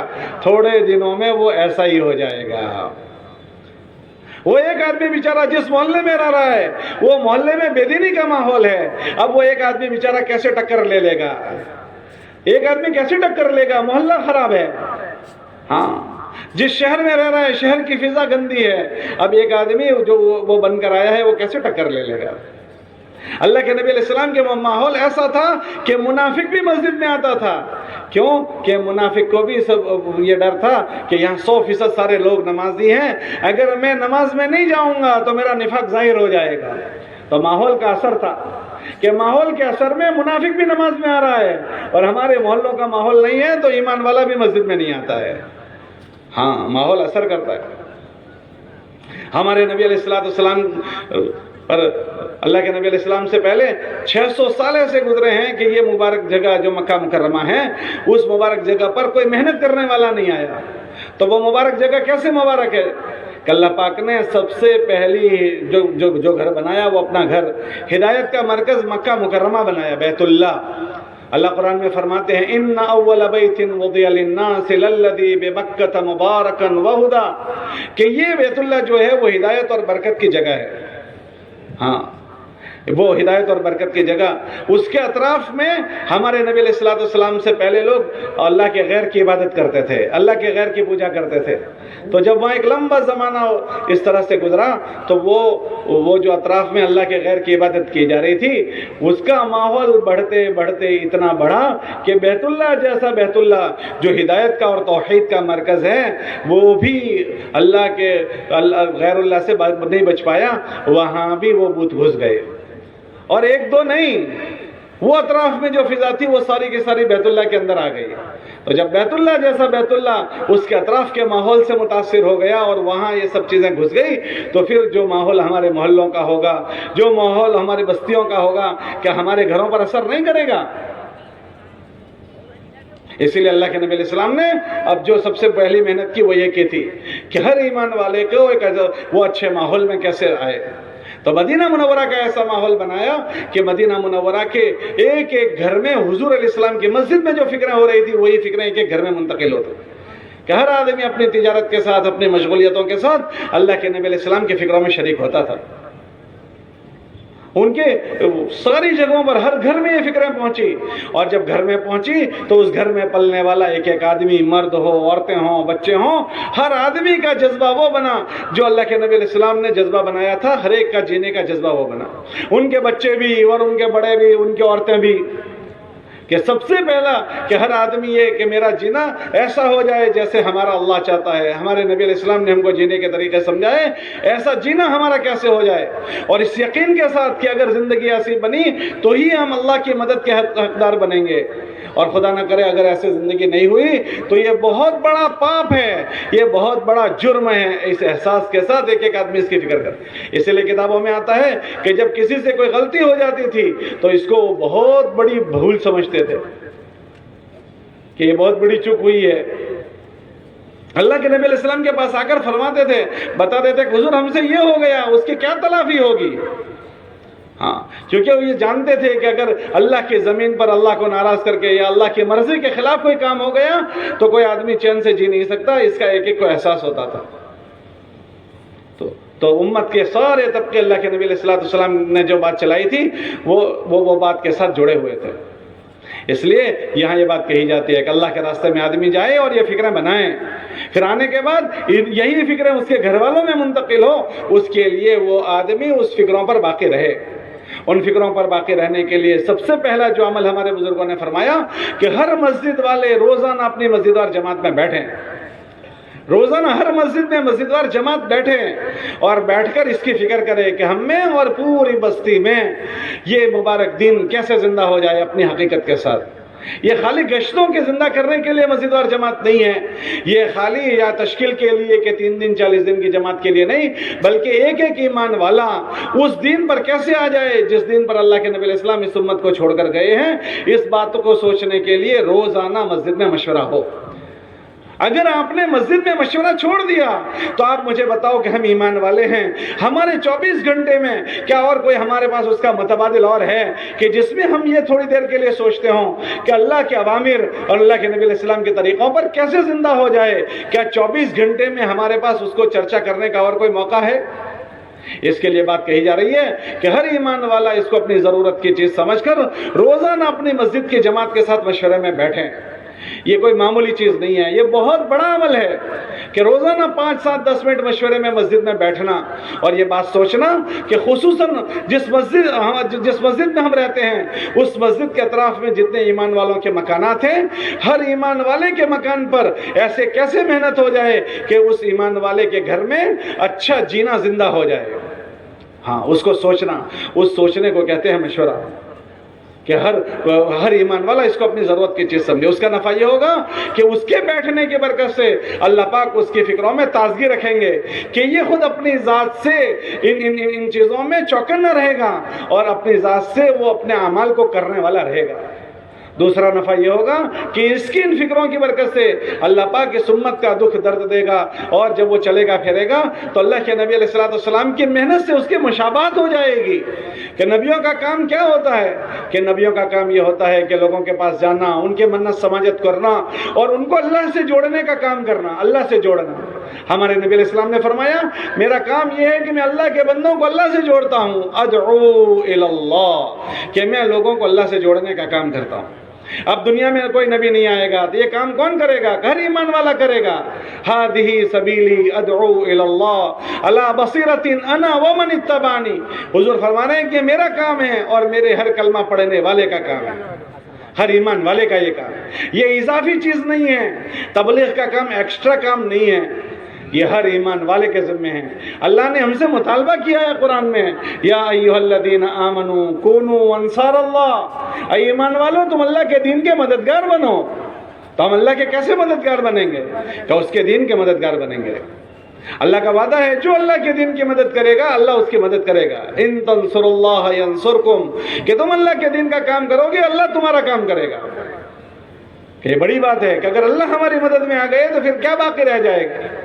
تو ہم اللہ کی مدد کے مستحق بنیں گے۔ اور دوسرا نفع کہ جب ہم مشورے میں بیٹھنے کے بعد ایمان والوں پر محنت کی شکل سوچیں گے تو یہ ہماری محنت کی برکت سے جتنے ایمان والے اعمال پر آئیں گے اور مسجد والے بنیں گے اور دین والے بنیں گے، ہم تو دنیا سے مر کر چلے جائیں گے، لیکن ہماری محنت کرنے کی برکت سے جتنے لوگ اعمال خیر کی طرف متوجہ ہوں گے ان کے سارے اعمال خیر کل قیامت کے دن ہمارے نامہ اعمال میں آئیں گے۔ ہاں، الدال علی الخیر کفاعلہ، کہ جو کوئی آدمی کسی کو خیر کی طرف رہبری کرے تو وہ رہبری کرنے والا ایسا ہے کہ جیسے خود اس نے وہ کام کیا ہو۔ اور بعضی رہبری کرنے والے تو ایسی کمائی کر کے جاتے ہیں کہ ہم نے جس آدمی پر محنت کی وہ کام کرنے میں اتنا آگے نکل گیا کہ ہم اس تک نہیں پہنچ سکے، وہ ہم سے بھی آگے نکل گیا، کہ بہت بڑا کام کر کے گیا۔ بعض مرتبہ ایسا ہوتا ہے، آپ نے اسکولوں میں نہیں دیکھا کہ بعض استاد KG پڑھاتے ہیں، ABCD پڑھاتے ہیں اور ک کھ گ وہ پڑھاتے ہیں، لیکن ان کے پاس پڑھنے والا بچہ کالج کا پروفیسر بن جاتا ہے۔ ان کے استاد تو وہی KG میں رہے اور ان کا اسٹوڈنٹ پہنچ گیا بہت آگے۔ کہ وہ کیا کر رہا ہے کہ پروفیسر ہو گیا، لیکچرر ہو گیا، اور پتہ نہیں ضلع کا اور CM بنن PM بنن پتہ نہیں کیا کیا، اس کا استاد KG میں۔ ایسی اس مبارک تبلیغ کی محنت میں بھی ایسا ہوتا ہے۔ ہم نے مدرسوں میں دیکھا کہ بعض مرتبہ استاد الف با تا پڑھاتے ہیں اور ان کے پاس پڑھنے والا شاگرد بخاری شریف پڑھاتا ہے، کہ اللہ نے اس کو آگے بڑھا دیا، لیکن وہ سارا کا سارا اس استاد کے نامہ اعمال میں جائے گا جس استاد نے اس کو الف با تا پڑھایا ہے، کہ وہ اس کا ذریعہ بنا ہے۔ ایسے ہی مبارک محنت میں بعض ایسے ہیرے مل جاتے ہیں کہ ہم ملاقاتوں میں گئے، اس کو ذہن بنایا، بات سمجھ میں آ گئی، وہ کام کرنے والا بن گیا، تو وہ دنیا میں بہت کام کرنے والا بنا اور وہ ہمارے نامہ اعمال میں آ گیا۔ صحابہ میں اس کی مثالیں ملتی ہے۔ حضرت ابو ہریرہ رضی اللہ عنہ، ان کا زمانہ سن ہجری 8 کا ہے، اوائل میں وہ مسلمان ہوئے۔ ان کو امام المحدثین کہتے ہیں، حدیثوں میں سب سے زیادہ بیان کرنے والے وہ آدمی ہیں۔ 4 سال ہمارے نبی علیہ السلام کے ساتھ رہنے کا زمانہ ان کو ملا، لیکن اتنی حدیثیں انہوں نے بیان کی کہ نہ پوچھو بات۔ ہاں، تو یہ حدیثوں کے امام بن گئے، تو ان کو سب لوگ جانتے ہیں، لیکن وہ نامہ اعمال میں کس کے جائیں گے؟ کہ جس آدمی نے ان کی ملاقات کر کے اسلام میں داخل کیا تھا، کہ ان کو اللہ کے دین کا جس نے تعارف کروایا اس کو کوئی نہیں جانتا، لیکن وہ نامہ اعمال میں انہی کے ہیں۔ حضرت خالد بن ولید رضی اللہ تعالیٰ عنہ سن ہجری 8 کے اوائل میں مسلمان ہوئے ہیں۔ ہاں، انہوں نے بہت بڑا کام کیا، یہ پورا بلاد شام اللہ نے ان کے ذریعے سے فتح کیے، ان کو سب جانتے ہیں، لیکن ان کو لانے والے کو کوئی نہیں جانتا کہ کون ان کو لایا تھا، کا بڑا کام ہو جاتا۔ حضرت عمر رضی اللہ تعالیٰ عنہ نے 10 سال خلافت کی، اور ایسی شاندار خلافت کی کہ اللہ پاک نے بہت اسلام کو اور دین کو ان سے طاقت پہنچائی گئی، تو ان کو سب لوگ جانتے ہیں، لیکن ان پر کس کی محنت ہوئی ان کو کون جانتا ہے؟ کہ ان پر محنت جو ہوئی وہ ان کی بہن کی ہوئی، ان کی بہن نے محنت کی تھی، کہ بعض وہ لوگ جن پر ہماری محنت ہوئی وہ ہم محنت کرنے والوں سے آگے نکل جاتے ہیں، تو یہ بہت بڑی کمائی ہے۔ اس لیے شیطان کو جو عداوت ہے وہ دعوت سے ہے، کہ یہ آدمی اپنا کر کے مر جائے کوئی بات نہیں، لیکن یہ اپنا کھاتہ کھول کر نہیں جانا چاہیے۔ جیسے بینک اکاؤنٹ لوگ کھول کر جاتے ہیں نا، اکاؤنٹ کھلواتے ہیں، تو یہ کھاتہ کھول کر نہیں جانا چاہیے۔ کیوں؟ کہ مرنے کے بعد اگر یہ کھاتہ کھول کر نہیں گیا تو اس کا دفتر بند ہو جائے گا، لیکن اگر یہ آدمی کھاتے کھول کر گیا تو روزانہ اس کے نامہ اعمال میں ہزاروں نمازیں، ہزاروں روزے، ہزاروں قرآن پڑھنے والے۔ کیا بات ہو گئی کہ یہ تو ہر مہینے 3 دن جاتا تھا جماعت میں، اپنے محلے کے جوانوں کو لے کر جاتا تھا، تو اس کی برکت سے یہ ایک مہینے میں یہ 15 ہے، دوسرے مہینے میں وہ 15، پھر وہ 15، یہ پورے محلے کی چہل پہل اس آدمی کی برکت سے ہوئی ہے۔ اب وہ اس کا تو جنازہ اٹھ گیا، اب پورے محلے کے چہل پہل اس کے نامہ عمل میں جا رہی ہے۔ یہ تو ہر سال چلہ لگاتا تھا، تو وہ کبھی بنگال گیا، کبھی آسام، کبھی اڑیسہ، کبھی بہار، کبھی یو پی، کبھی کہیں کہ سارے علاقوں میں کچھ نہ کچھ دانے ڈال کر آیا تھا۔ اب کل قیامت کے دن سب جگہ سے کچھ نہ کچھ دانے اس کے کھاتے میں آ رہے ہیں۔ ارے بھائی کیا بات ہو گئی؟ کہ یہ اپنی زندگی میں اپنا پیٹ کاٹ کر، اپنی کاروبار ترتیب دے کر کبھی بنگال جاتا تھا، کبھی بنگال اڑیسہ، اس کو اپنے گھر کے لوگ بھول گئے، لیکن اس کے ہاتھ سے جو خیر وجود میں آئی وہ اللہ نے محفوظ کر لی ہے۔ اللہ کے وہ ساری چیزیں جمع ہو جاتی ہے۔ تو لوگوں پر محنت کرنا اتنا بڑا کام ہے، بہت بڑی کمائی ہے۔ ایک جگہ پڑھا، مولانا اسلام رحمۃ اللہ علیہ کے بیان کو پڑھ رہا تھا تو حضرت نے فرمایا کہ تم لوگوں پر اپنی ذات پر محنت کرتے ہوئے لوگوں پر محنت کرنے کو معمولی نہ سمجھو۔ پھر حضرت نے فرمایا کہ آدمی اپنی ذات سے چاہے کتنا بھی کام کر لے، کل قیامت کے دن اللہ اس سے اگر سوال پوچھے کہ بھائی یہ بتاؤ کہ تم جو کر کے آئے ہو وہ کس کے لیے کیا تھا، اگر اس کا جواب اللہ ہے تو ٹھیک ہے، لیکن ہم اپنا حل جانتے ہیں۔ ہم سے پوچھا جائے گا بتاؤ کرسی پر کیوں بیٹھے تھے، اگر اس کا جواب یہ ہے کہ اللہ کے لیے تو اللہ ملے گا، اور اگر کرسی پر بیٹھنے کے بعد نیت میں ذرا بھی خرابی ہے تو بات کرتا ہوگا آدمی دین کی اور اس کی نیت خراب ہے تو بات کرتے کرتے جہنم تیار ہو جائے گی، نماز پڑھاتے پڑھاتے جہنم تیار ہو جائے گی، مال خرچ کرتے کرتے جہنم تیار ہو جائے گی، اللہ کے نام جان لگا کر جہنم تیار ہو جائے گی، قرآن پڑھاتے پڑھاتے جہنم تیار ہو جائے گی۔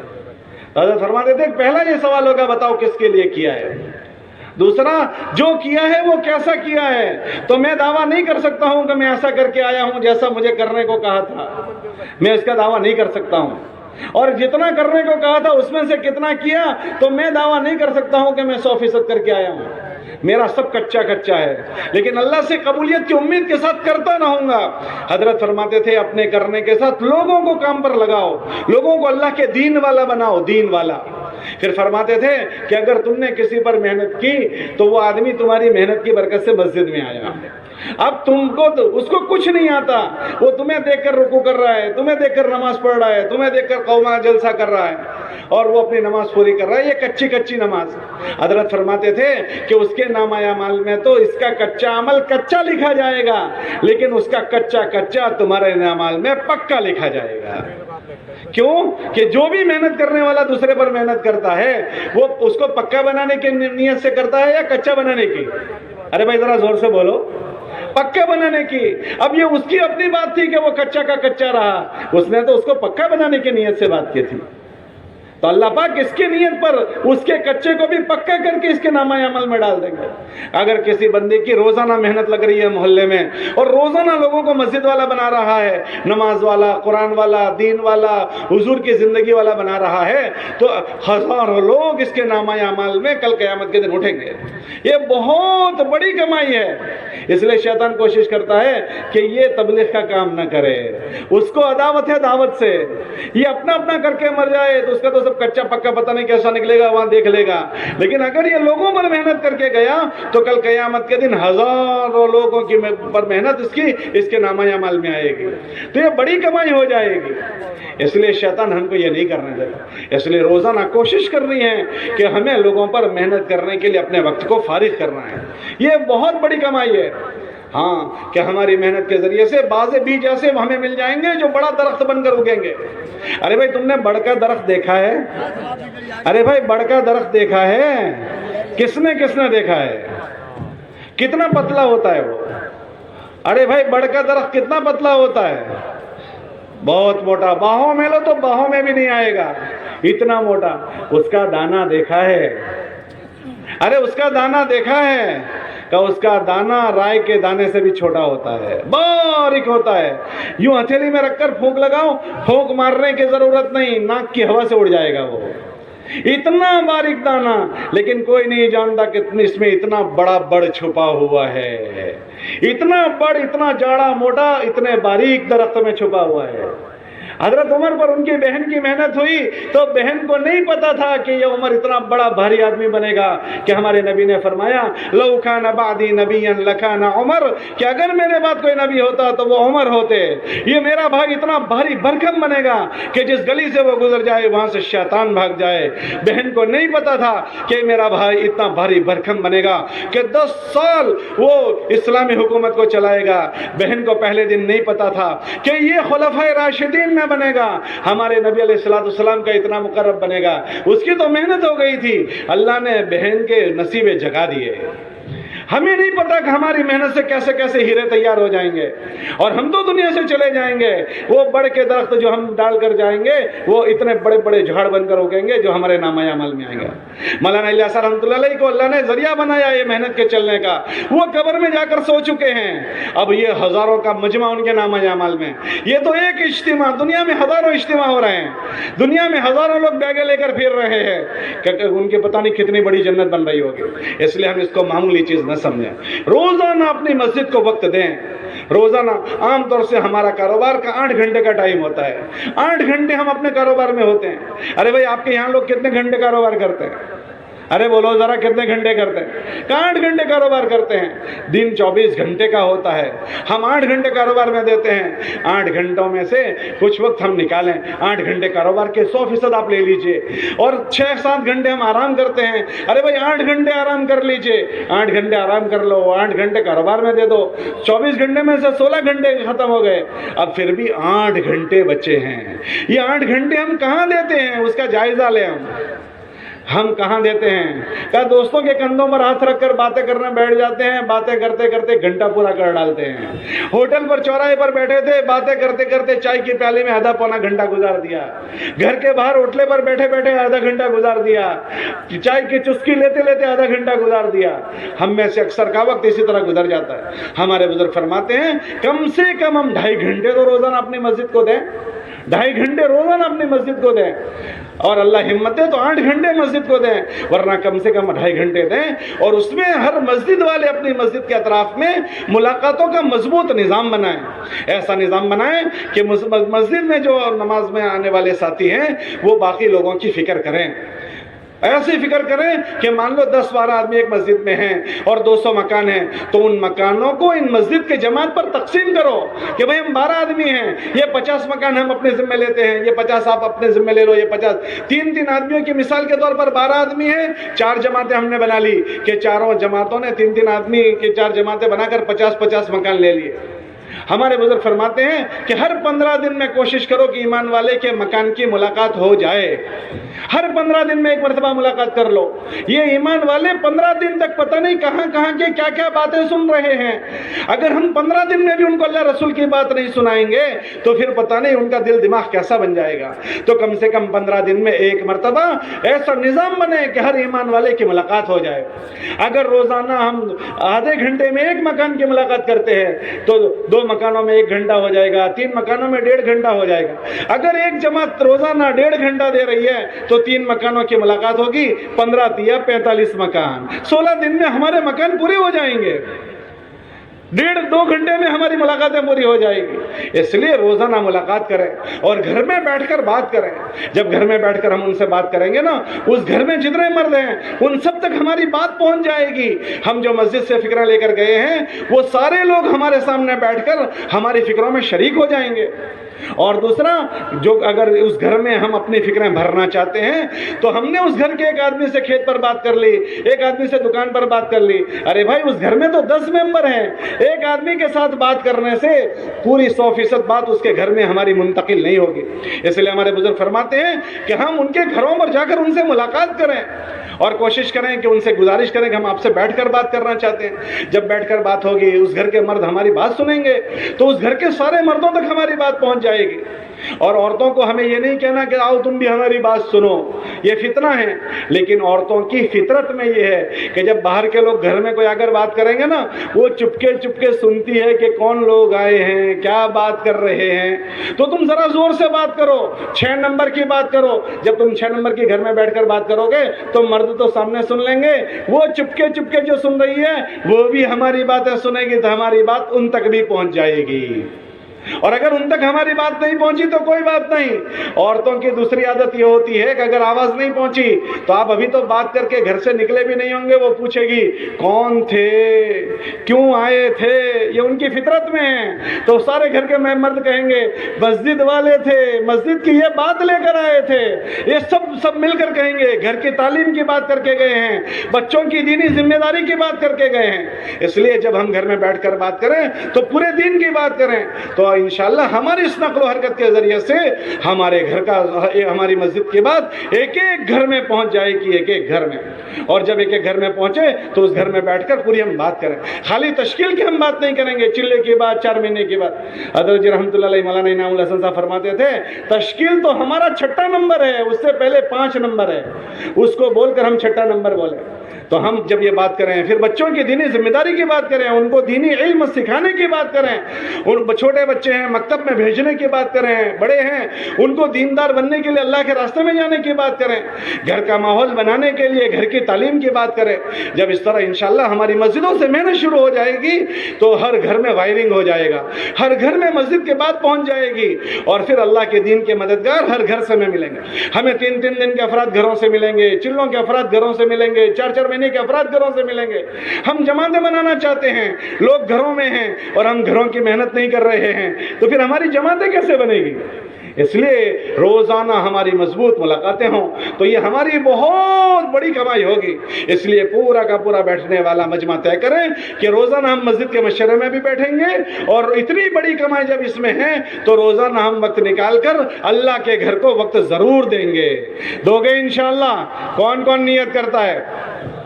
ہم امی کے ہیں امی کو ٹائم دیتے ہیں، ہم بیوی کے ہیں بیوی کو ٹائم دیتے ہیں، ہم بچوں کے ہیں بچوں کو ٹائم دیتے ہیں، ہم اللہ کے بھی ہیں اللہ کے گھر کو ٹائم دیں گے، ہم حضور کے امتی ہیں ہم نبی کے امت کو روزانہ ٹائم دیں گے.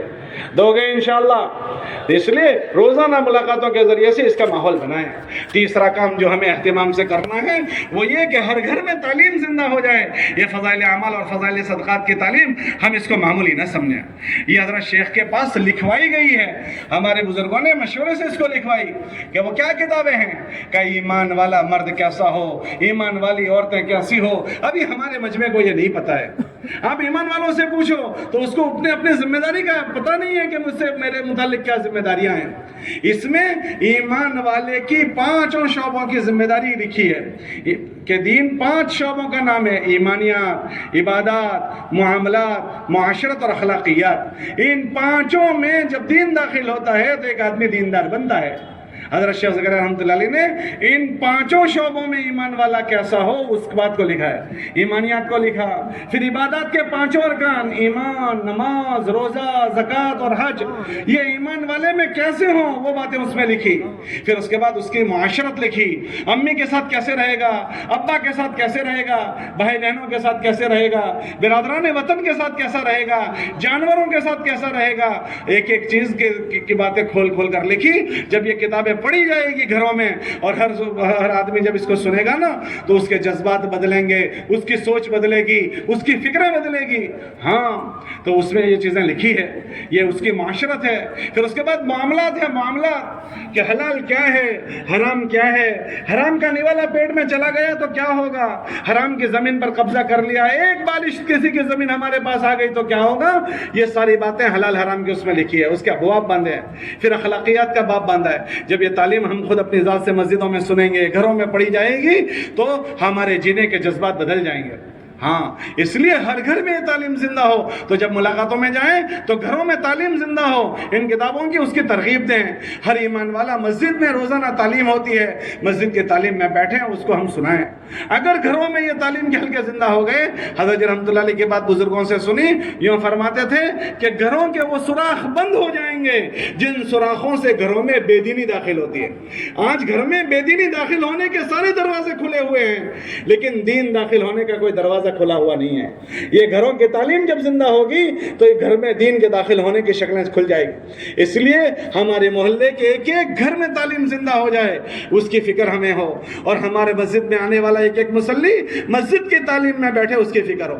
اس سے یہ ہوگا کہ مسجد میں بھی آنے والے دین کی بات سنیں گے، گھروں میں رہنے والے مرد اور مستورات محرم مستورات. اسی لیے کوشش اس کی کریں کہ ایک گھر میں اگر 4 بیٹے ہیں تو چاروں بیٹے اپنے کمروں میں اپنی تعلیم کریں، کیونکہ کسی کی بھابھی کسی کے لیے محرم نہیں ہے. بھائی میری بھابھی میرے لیے محرم نہیں ہے اور بے دینی کے راستے سے دین نہیں آتا تو میں اپنے کمرے کی اپنی تعلیم کروں، میرا بڑا بھائی اپنے کمرے کی اپنی بیوی کے ساتھ تعلیم کرے، چھوٹا بھائی شادی شدہ ہے وہ اپنی بیوی بچوں کے ساتھ اپنے کمرے میں تعلیم کرے۔ ایسا نہیں ہوگا کہ بھابھی اور بھائی اور دیور اور جیٹھ ایک ساتھ بیٹھ جائیں گے، وہ تو نامحرم ہے۔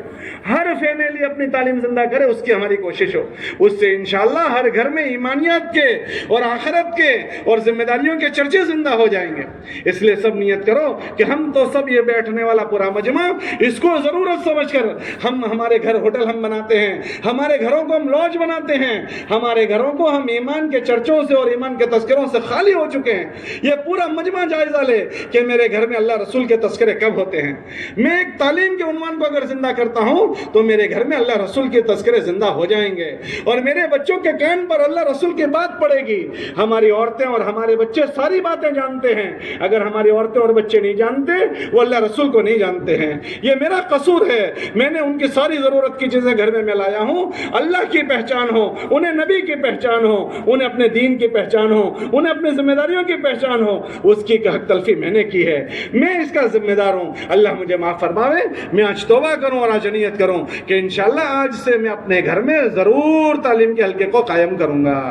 اس میں کون کون نیت کرتے ہیں تعلیم کریں گے اور مسجد کی تعلیم میں بھی انشاءاللہ جڑیں گے، جڑو گے انشاءاللہ۔ چوتھی کام جو فکر سے کرنے کا ہے وہ یہ ہے کہ ہم نے اپنی فکر کی، اپنے گھر کی فکر کی، محلے کے گھر والوں کی انفرادی ملاقاتیں کر کے ان کی فکر کی، سارے محلے میں یہ فکریں اجتماعی طور پر جمع ہو جائیں۔ اس کے لیے ہر ہفتے میں محلے میں ایک مرتبہ گشت کریں اور گشت کر کے پورے محلے والوں کو جمع کریں اور جو چیز ہم نے فردن ایک ایک کو کہنے گئے تھے ہر ایک کو جمع کر کے یہ پورے محلے والوں کی فکریں کیسے بن جائیں، اس کے لیے محلے میں ایک مرتبہ گشت کر کے مسجد کی فکروں میں وہ لوگ شریک ہو جائیں، حضور کے دین کی فکر ان کے اندر آ جائیں، حضور کے دین کی محنت کی فکر ان کے اندر آ جائیں۔ اس کے لیے ہفتے میں ایک مرتبہ گشت کر کے ہر ایک کو دین سیکھنے کے لیے تشکیلیں کی جائے، اس سے ہمارے محلے کی فضا بنے گی۔ اور جب ہمارے گھر کی فضا بنی، ہمارے محلے کی فضا بنی تو انشاءاللہ جو بے دینی محلوں سے ختم ہو جائے گی، بے دینی کی فضائیں ختم ہو جائے گی۔ اور اگر ایسا نہیں ہوا، ہمارے چند گھر ایمان والوں کے وہ تو متفکر ہو گئے، باقی گھر والوں کی ہم نے فکر نہیں کی اور ہم نے یوں کہا وہ جانے اور ان کا کام، تو یہ بہت خطرناک سوچ ہے۔ آج وہاں جو جراثیم ہیں کل وہ جراثیم میرے گھر میں آئیں گے۔ یہ دیکھو بچوں نے ایڑے ٹیڑے بال کاٹ رکھے ہیں تو آج تک ہمارے گھروں میں کوئی سمجھانے نہیں آیا کہ بھائی بال ایسے کاٹو، اور یہ اٹانگ پٹانگ جو کپڑے ہمارے محلوں میں آ گئے، آج تک کوئی ہمارے دروازے پر ٹھوکنے نہیں آیا کہ تم ایسی جرسی پہنو اور ایسی جینس پہنو اور ایسے کپڑے پہنو۔ وہ پتہ نہیں کہاں سے چلا، لیکن چلتے چلتے ہمارے گھروں میں داخل ہو چکا، یہ داخل ہو چکا۔ تو جب دور دراز سے چلنے والی باتیں ہمارے گھروں میں داخل ہو گئی تو اگر ہمارے محلوں میں بے دینی کوئی چیز ہوگی تو کیا وہ ہمارے گھروں میں داخل نہیں ہوگی؟ ارے بھائی محلے میں پانی گندا بہنے لگا تو ہوا کے جھونکے آئے، اس ہوا کے جھونکوں سے وہ ہوا اس بدبودار پانی کی بدبو کو لے کر پورے محلے میں چلا، تو جب وہ محلے میں جائے گا تو اسی محلے میں مولانا کا بھی مکان ہے، اسی محلے میں امیر صاحب کا بھی مکان ہے، اسی محلے میں اللہ کا گھر ہے، تو وہ بدبو ایسا کہتی ہے کہ یہ تو مولانا صاحب کا مکان ہے، یہ تو حضرت امیر صاحب کا مکان ہے، یہ تو حاجی صاحب کا مکان ہے، یہ اللہ کا گھر مسجد ہے، میں اس میں نہ گھسوں اور ٹن لے کر نکل جاؤں۔ یہ بدبو ایسا سمجھتی ہے کہ جی بدبو کچھ نہیں سمجھتی، جیسے سب کے گھروں میں گھسے گی ایسے یہ بدبو اللہ کے گھر مسجد میں بھی گھس جائے گی۔ آپ دیکھو بیت اللہ جیسے بیت اللہ میں گھس گئی، ایسے یہ ساری بدبو ہماری مسجدوں میں گھسے گی۔ آج ہماری مسجدیں خرافات سے نہیں بچی ہے، ہمارا جوان مسجد میں بھی موبائل کھیلتا ہے، سنت نہیں پڑھتا، قرآن نہیں پڑھتا۔ کیوں؟ کیا ہوا کہ محلے کی بدبو مسجد میں گھسی ہے، ہوٹلوں کی بدبو، چوراہوں کی بدبو مسجد میں گھس گئی ہے کہ ہماری مسجد نہیں بچی ہے، حرم پاک نہیں بچا، حرمین شریفین نہیں بچے۔ حضور کے روزے پر سلام پڑھنے گئے ہیں، وہ آدمی تھرا جانا چاہیے، اس کے اوپر لرزہ آ جانا چاہیے کہ آقا کے دربار میں حاضر ہوا ہوں، زندگی میں نے حضور کے خلاف گزاری ہے، زندگی میں سنت نہیں ہے، حضور کا کام نہیں کیا ہے، پتہ نہیں میری حاضری میرے آقا کو پسند آئے گی نہیں آئے گی۔ ڈرتے ڈرتے سلام پڑھنے والا کہ اس کیفیت کے ساتھ جانا تھا، وہاں یہ ایمان والا آرام سے کھڑا ہو کر سیلفی لیتا ہے کہ جہاں اس کو لرز جانا تھا وہاں بجائے لرزنے کے یہ خرافات اللہ کے نبی علیہ السلام کے روزے پر لے کر جا رہا ہے۔ کعبۃ اللہ کے اوپر سامنے کعبۃ اللہ ہے، ہے وہاں طواف خوش و خضو کے ساتھ کرنے کے بجائے وہاں یہ خرافات نے قبضہ ڈیرا ڈال دیا کہ وہاں موبائل کو چالو کر کے سیلفی لیتا ہے، اپنی گھر والی کے کندھے پر ہاتھ ڈال کر کھڑا ہوا ہے کہ ان جگہوں کی عظمت کو بھول چکا، کہ باہر کے خرافات اندر داخل ہو چکے۔ جب بیت اللہ جیسا بیت اللہ نہیں بچ پاتا اور حرمین شریفین نہیں بچ پاتے، میرا اور آپ کا گھر کیسے بچے گا؟ تو ہم یہ نہ سوچیں کہ بھئی وہاں ہو رہا ہے ہونے دو، نہیں، اگر محلوں کی محنت نہیں ہوئی تو محلوں میں جو جراثیم اٹھائیں گے وہ میرے اور آپ کے گھر میں آئیں گے۔ ہاں، محلے میں کیچڑ ہو گیا، بھئی میرے گھر میں کیچڑ نہیں ہے، میری گاڑی اسی کیچڑ میں سے آنی ہے، میں نماز پڑھ کر آؤں گا، میرے چپل اسی کیچڑ میں سے آنے ہیں، میرے بچے اسکول سے آئیں گے، میرے بچے مدرسوں سے آئیں گے، انہی کیچڑ سے گزر کر آئیں گے، وہ کیچڑ میرے گھر میں آنا اور آنا ہے۔ تو ہم یہ نہ سوچیں کہ جہاں ہو رہا ہے ہونے دو، ہم اپنی مضبوط نظام بنائیں، ہماری محنت سے کوئی گھر نہ چھوٹے۔ ہاں، اس کے لیے گھر گھر جا کر ملاقاتیں کرنا، ہفتے میں ایک مرتبہ گشت میں شریک ہونا، ہر ایمان والا اس کو اپنے ضرورت کی چیز سمجھے اور پورے محلے والوں کو یہ فکر دینا، اس سے ہم اپنی ذات سے سنبھلیں گے، ہمارا گھر سنبھلے گا، ہماری مسجد کے اطراف کے محلے سمجھیں گے۔ پھر اس کے بعد ہمارے بزرگ فرماتے ہیں کہ مسجد کے اطراف کے دوسرے محلوں کی فکر کرو، ورنہ وہاں کی بے دینی ہمارے وہاں آئے گی۔ ہاں، وہاں کی بے دینی ہمارے وہاں آئے گی، اس کے لیے دوسرا گشت کرو۔ اپنے محلے کے اطراف کی جو کمزور مسجدیں ہوں، جس طرح آپ نے محنت کر کے اپنی مسجد میں یہ ساری چیزیں شروع کی، ایسے اپنے مسجد کے اطراف کے سارے محلوں میں یہ دین زندہ ہو جائے، اس کی فکر کرو۔ ہاں، کیا ایمان والا ایمان والے کا بھائی ہے؟ ہمارے نبی نے فرمایا کہ تم میں سے کوئی آدمی اس وقت تک مومن نہیں ہوگا جب تک اپنے بھائی کے لیے وہ چیز پسند نہ کرے جو اپنے لیے پسند کرتا ہے۔ ہمارے نبی کو اللہ نے اپنی ذات کا حکم دیا، قو انفسکم، اپنے گھر والوں کا حکم دیا، واہلیکم نارا، اپنی فکر کرو، گھر والوں کی فکر کرو، پھر اپنے رشتہ داروں کی فکر کرو۔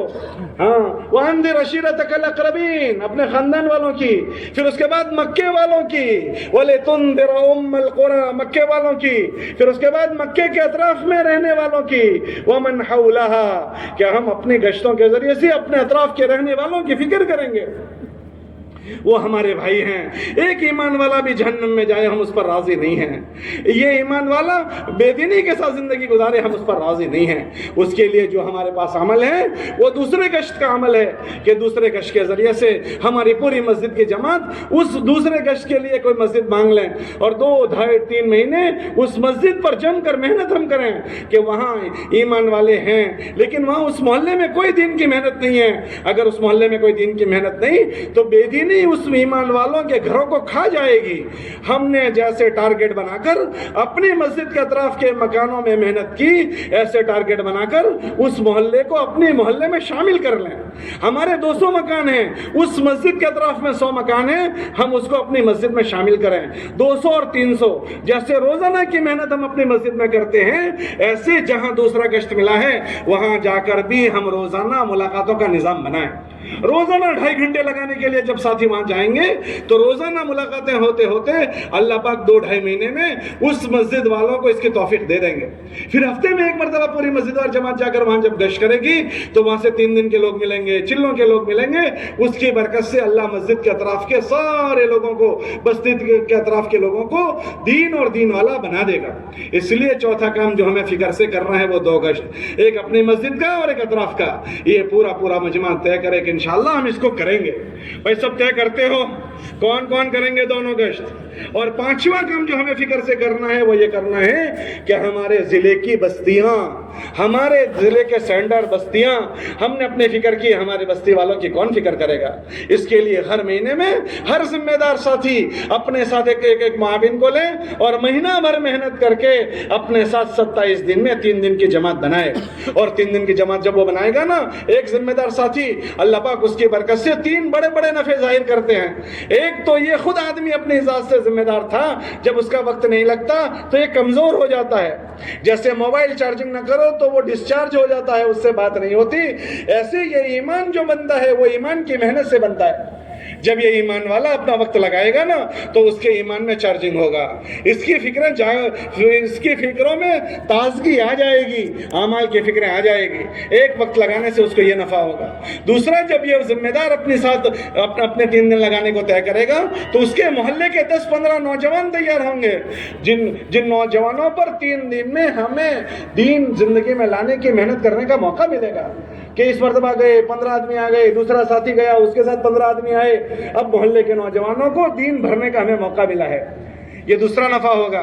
یہ 3 دن جب ہمارے ساتھ لگا کر آئیں گے، دینی ذوق بنے گا، دینی شوق بنے گا، وہ ہمارے محلے میں ہمارے مددگار بنیں گے، ہمارے ہاتھ پیر بازو بنیں گے، اور اسی کے ذریعے سے ہمارے محلے کی فضا بنے گی۔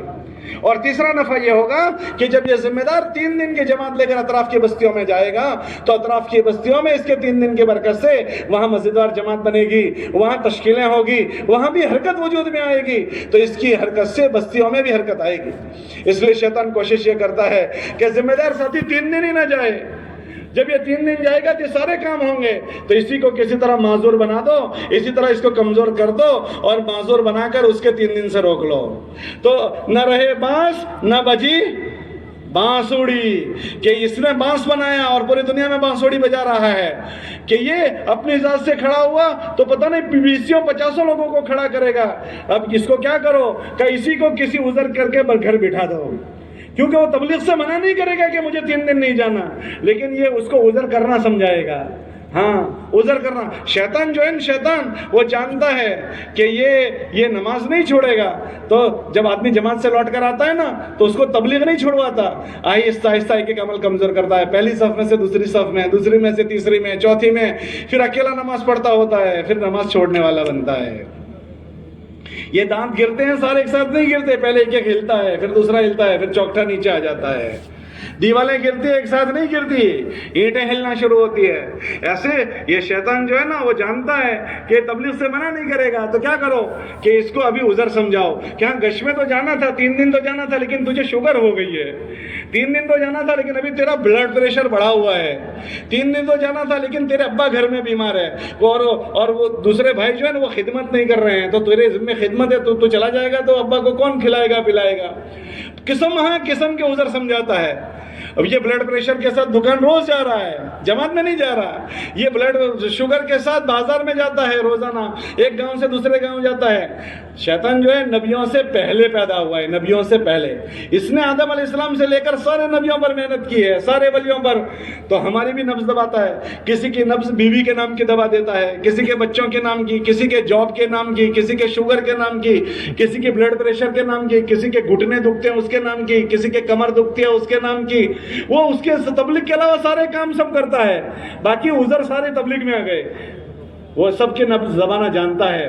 ہاں، اسی بڑھاپے میں شادیوں میں جا رہا ہے، باراتوں میں جا رہا ہے، کھیت میں جا رہا ہے، کھیتی کی کٹائی کر رہا ہے، مزدوروں پر کھڑا ہے، چوراہوں پر بیٹھا ہے، باقی تبلیغ میں شوگر ہو گئی ہے، تبلیغ میں بلڈ پریشر بڑھ گیا، تبلیغ میں گھٹنے درد کر رہے ہیں، کمر درد کر رہی ہے، پر سارے عذر تبلیغ میں آ جاتے ہیں، کیونکہ شیطان جانتا ہے کہ یہ کھڑا ہو گیا تو اس کے ساتھ تو سارے ہی کھڑے ہو جائیں گے، تو ہم اس کو معمولی نہ سمجھے، اپنے مہینے کے 3 دن، اگر ہمارے 3 دن لگے، یہ تبلیغ کی محنت کی مولانا الیاس صاحب فرماتے تھے کہ اس کا نام لوگوں نے تبلیغ رکھا، اگر میں اس کا نام رکھتا تو اس کا نام تحریک ایمان رکھتا، کہ یہ سیدھا ایمان کو حرکت میں لاتی ہے، اور ایمان کی حرکت میں آنے کا کیا مطلب ہوتا ہے؟ لقمان حکیم نے اپنے بیٹے سے کہا، بیٹا جس کا یقین جتنا مضبوط ہوگا اس کے جسم سے نکلنے والے اعمال اتنے ہی مضبوط ہوں گے، اور جس کا یقین کمزور ہوگا اس کے جسم سے نکلنے والے اعمال کمزور ہوں گے۔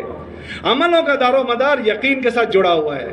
ہاں، جب یہ محنت یقین بنانے کی محنت ہے، جب اس کا ایمان بنے گا تو یہ سارے عمل کو کرنے والا بنے گا، تو اس کو یہ یقین کو بنانے والی محنت میں نہ نکلنے دے، اس لیے وہ سارے آزار پیش کرے گا، اس لیے ہمیں اس کی باتوں میں نہیں آنا، ہمیں اپنی ذات سے عزم کرنا ہے، ہمت کرنی ہے، یہ زندگی ایک بار ملی ہے، دوبارہ نہیں ملنی ہے، اور روزانہ ہم موت کی طرف جا رہے ہیں، ہمیں نہیں پتا کہ کب یہ پانی کا ببولا ہے جو پھوٹ جائے گا، پتہ نہیں کب ہمارا جنازہ اڑ جائے۔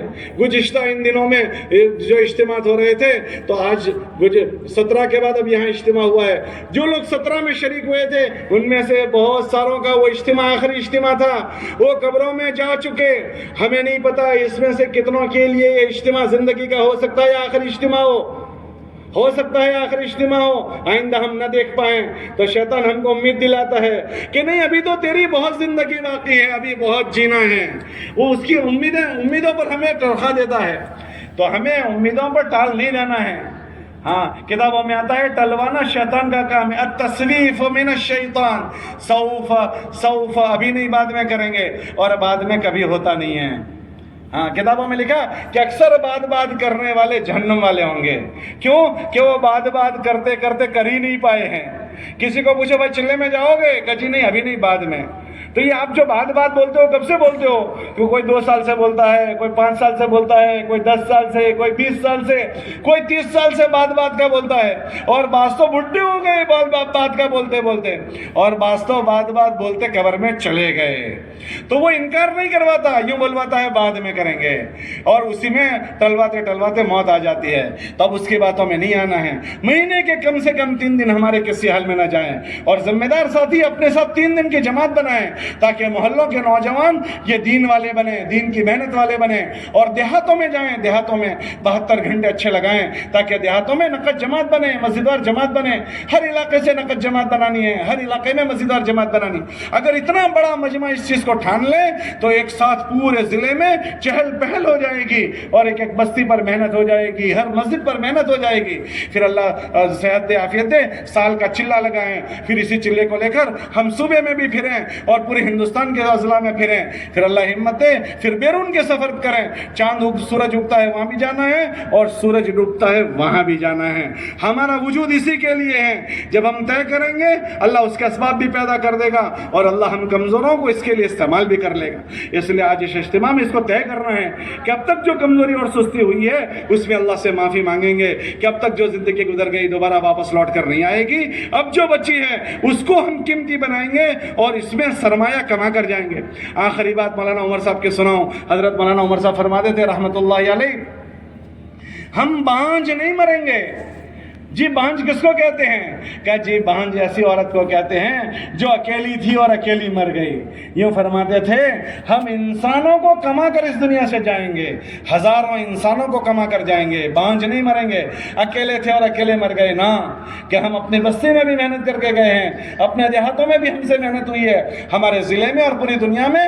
تو اس کے عزائم کرنے ہیں کہ ہم کل قیامت کے دن اٹھیں نا تو ہمارا ضلع بھی ہمارے کھاتے میں، ہمارے صوبے کے اضلاع بھی ہمارے کھاتے میں، اور بنگال کے لوگ بھی ہمارے کھاتے میں، بہار بھی، آسام بھی، اڑیسہ بھی۔ اور پھر اللہ نے ہمت دی، ابھی ماشاءاللہ اس اجتماع سے آپ کی 6 جماعتیں باہر ملکوں میں جا رہی ہے، جیسے وہ جماعتیں جا رہی ہے ایسے ہم بھی باہر ملکوں میں جائیں گے۔ تو یہ اپنے عزائم اللہ کو دکھانے ہیں۔ اللہ پاک آپ کے اندر کی پختگی کو دیکھیں گے، اللہ انشاءاللہ اس کی توفیق دے دے گا۔ ان یعلم اللہ فی قلوبکم خیرا یؤتکم خیرا، اللہ اندر بھیتر میں دیکھتے ہیں۔ کتابوں میں لکھا انا عند ظن عبدی بی، میں اپنے بندے کے ساتھ اس کے گمان کے موافق معاملہ کرتا ہوں۔ ہم اب اللہ کو اپنی سچی نیتیں بتائیں، جب ہم اللہ کے ساتھ سچائی کا معاملہ کریں گے اللہ ہمیں سچا کر بتائے گا۔ اس لیے پورا مجمع طے کریں کہ انشاءاللہ ان سارے کاموں کو ہم فکر سے کریں گے۔ اس میں کون کون کہہ رہا ہے ہر مہینے جماعت بنا کر 3 دن ہم جائیں گے؟ میں یہ نہیں کہہ رہا ہوں 3 دن جانا ہے، میں کیا کہہ رہا ہوں؟ ارے بولو کیا کہا؟ جماعت بنا کر۔ جو ذمہ دار ساتھی ہے کسی جماعت میں لٹک جائے یہ نہیں۔ محلے میں بہت جوان ہیں، ہر ذمہ دار اپنے ساتھ جماعت بنائے، 27 دن محنت کر کے اور اپنے ساتھ 3 دن کی جماعت لے کر جائے۔ جاؤ گے انشاءاللہ؟ کون کون جائیں گے؟ اور کم سے کم اللہ ہمت دے ہر سال 4 مہینے لگائیں، ورنہ سال کا چلہ تو ہر حال میں کسی کا نہ چھوٹے۔ پھر 1 سال چلہ دے دیا، دوسرے سال 4 مہینے دے دو، بھائی دوسرے سال ہمت نہیں تو کم سے کم تیسرے سال تو ہم ضرور 4 مہینے دیں۔ یہ گندگی ہے، دلدل ہے، کیچڑ ہے، یہاں کے جراثیم لگ جاتے ہیں، جیسے دیمک لگ جاتی ہے کپڑوں کو تو کپڑوں کو کھا جاتی ہے، اور یہ دیمک لکڑی کو لگ جاتی ہے، لکڑی کو کھا جاتی ہے، پتہ بھی نہیں چلتا، جب وہ دھڑام دے کر گرتی ہے تب پتہ چلتا ہے او ہو اس کو تو دیمک لگ گئی تھی۔ لکڑی کو لگے تو لکڑی کو کھا جائے، کپڑوں کو لگے تو کپڑوں کو کھا جائے، یہ دنیا دیمک ہے، وہ ہمیں کھا جائے گی۔ دھڑام دے کر موت پر گریں گے تب پتہ چلے گا کہ ہم تو گر گئے۔ یہ دیمک کے دور کرنے کی دوائی ہے، اللہ کے راستے میں نکلنا، اعمال کو بنانا، اچھے اعمال سنوارنا اور اللہ کے کلمے کو بولنا، یہ اس دیمک کی دوائی ہے۔ اس لیے یہ بہت زیادہ دیمک ہے۔ اب گھروں کی فضا گندی ہو گئی، محلوں کی فضا گندی ہو گئی، میں نے بتایا مسجد میں باہر کی فضا داخل ہو گئی تو اس میں سنبھلنے کے اسباب، بچنے کے اسباب، بہت دوائی چھڑکنی پڑے گی. ہر سال 4 مہینے دیں گے تو بھی کافی نہیں ہوں گے. ایک مرتبہ 4 مہینے دے کر آئے، دوسرے 4 مہینے ہوتے ہوتے تو دیمک چڑھ جاتی ہے. ہم اس کو یہ نہ سمجھیں کہ یہ بس خالی ایسی سرسری باتیں ہیں، نہ، یہ ہماری حفاظت کا ذریعہ ہے. اس لیے بار بار 4 مہینے لگانے ہیں. تو اس میں بھی مجمع نیت کرے کہ ہم انشاءاللہ بار بار 4 مہینے لگائیں گے. لگاؤ گے انشاءاللہ؟ کون کون نیت کرتا ہے بار بار لگائیں گے؟ ہر سال کو اللہ سے مانگو گے، اللہ ہر سال کی توفیق دے گا. اور کبھی کبھی کا مانگو گے، کبھی کبھی توفیق ملے گا. بھائی کण بھی اللہ دیتا ہے، من بھی اللہ ہی دے گا. ذرہ بھی اللہ پیدا کرتے ہیں اور پہاڑ بھی اللہ ہی پیدا کرتے ہیں. ہم جیسا اللہ سے مانگیں گے ایسا دے گا. تو اس میں کون خوش قسمت ہے جو یہ کہہ رہے ہیں ہم ہر سال 4 مہینے دیں گے؟ واہ واہ واہ واہ، اللہ توفیق دے. تو اب اپنے اپنے حلقوں میں اس کے عزائم کرنے ہیں، نیتیں کرنی ہیں، اور اپنے ساتھیوں کو اپنے مہینے کے 3 دن ہم کب جائیں گے، سال کا چلہ کب جائیں گے، اور 2.5 گھنٹے کب دیں گے، اپنے اپنی مسجد والوں کو لکھا دینا. لکھاؤ گے انشاءاللہ؟ اور جس کا اس سال وقت لگانا باقی ہے، ابھی ماشاءاللہ اثر بعد مجلس ہوگی، مغرب کے بعد بھی مجلس ہوگی، اس میں جو نقد جا رہے ہیں وہ بہت قابل مبارکباد ہے. باقی جو مجمع ابھی عزائم نہیں کیا ہے وہ طے کریں کہ ابھی ماشاءاللہ اس اجتماع سے ہزاروں لوگ جا رہے ہیں، ماشاءاللہ کئی جماعتیں ہیں، تو ہم بھی اللہ کے راستے میں اپنی ترتیب بنائیں. ہمارا انگریزی میں کہاوت ہے نتھنگ امپاسبل، ناممکن ہماری ڈائری میں ہے ہی نہیں. وہ سب چیزیں اللہ نے اپنے پاس رکھی ہے. ہم کو تو اللہ نے پاسبل چیزیں دی ہے، جو ہو سکتی ہے وہ میں اللہ سے مانگوں، اللہ سے قبول کرواؤں، اللہ سے کہوں کہ اللہ تیرے ہزاروں بندوں کو تو توفیق دے رہا ہے، مجھ سے کیا بھول ہو گئی، مجھے معاف کر دے، اور اس مبارک چیز کی مجھے بھی توفیق دے. اللہ سے اپنے آپ کو قبول کرواوے اور مانگے. کریں گے اس کی فکر. اور اس کے ساتھ ساتھ ایک بات کہ اپنی کمائی کو پاک صاف بنائیں، حرام کے نوالوں سے اپنے آپ کو بچائیں. اگر حرام کے نوالوں سے ہم بچ گئے، کمائی کی شکلیں اچھی ہو گئی، کسی کی زمین، کسی کا مال ہمارے پاس نہ آئے، حرام کی غذا اس پیٹ میں جانی چاہیے، تو انشاءاللہ اولادوں میں نیکی آ جائے گی، جینا اچھا ہو جائے گا، دعاؤں میں قبولیت آ جائے گی، اور مرنا بھی اچھا ہو جائے گا. اور اگر غذا حرام ہو گئی، کھانا پینا حرام ہو گیا، تو کتنے بھی بڑے بزرگ بن گئے. کتابوں میں آتا ہے اس پیٹ میں حرام جانے کے بعد اگر بیت اللہ کا پردہ بھی پکڑ لیا تو بیت اللہ کا پردہ پکڑنے کے بعد بھی ان کی دعائیں قبول نہیں ہوتی ہے. اس لیے کمائی کو ناپاک نہ ہونے دیں. اللہ نے نبیوں کی جماعت کو حکم دیا، اے نبیوں کی جماعت کلوا من الطیبات واعملوا صالحا، اے نبیوں کی جماعت پاکیزہ کھاؤ اور اچھے عمل کرو. کہ اچھے عمل اچھے غذا کے ساتھ جڑے ہوئے ہیں. ہماری ننھی منی اولاد کو حرام کی غذا نہ کھلائیں، وہ کمائی کے رستوں کو پاک صاف کر دیں. کتابوں میں آتا ہے جس کے پیٹ میں حرام کمائی گئی، اللہ نے اس کے لیے جہنم کی آگ کو بنایا ہے. یہ جسم جہنم میں جلنے کے لیے نہیں ہے، اس کو ہم جہنم میں نہیں لے جائیں گے. مقدر کی روٹی بوٹی کھانی ہے، حرام کا جمع کر کے مر جانا ہے، کس کے لیے چھوڑ کر جائیں گے؟ اپنے لیے جہنم تیار کی اور اولاد کے لیے جہنم تیار کر کے جائیں گے. حرام کی غذا ان کے لیے چھوڑ کر جائیں گے. اس لیے کمائی کے نقشوں کو پاک کریں. میراث اگر کسی کی باقی ہے دے دیں، وہ لوگوں کے حقوق ہیں، اگر ہم نے ادا نہیں کیے سخت اس کی وعید ہے. کل قیامت ہم تو ایسے ہی چھوڑ کر چلے جائیں گے. مثال کے طور پر میرے باپ نے میراث ادا نہیں کی، میرا باپ ظالم ہے، میرے باپ نے اپنے بھائیوں کی زمین غصب کر لی تھی، میرے باپ نے اپنے بھائیوں کا حق ادا نہیں کیا، اب میرے پاس آئی ہے، میں بھی ظالم بن رہا ہوں، اور میں اسی طرح اپنے بچوں کو دے کر جاؤں گا. تو یہ حرام در حرام چلے گا. اس لیے ان اعمال میں مشغول ہونا ہے اور حرام سے اپنے آپ کو بچانا ہے. تو انشاءاللہ جئیں گے تو اچھا اللہ جلائے گا، اور مریں گے تو اچھا مرنا ہو جائے گا. سب نیت کرتے ہیں کہ انشاءاللہ اس کے بھی فکر کریں گے. اللہ ہمیں اس کی توفیق دے، قبول فرمائے. ٹھیک ہے، اب نماز کے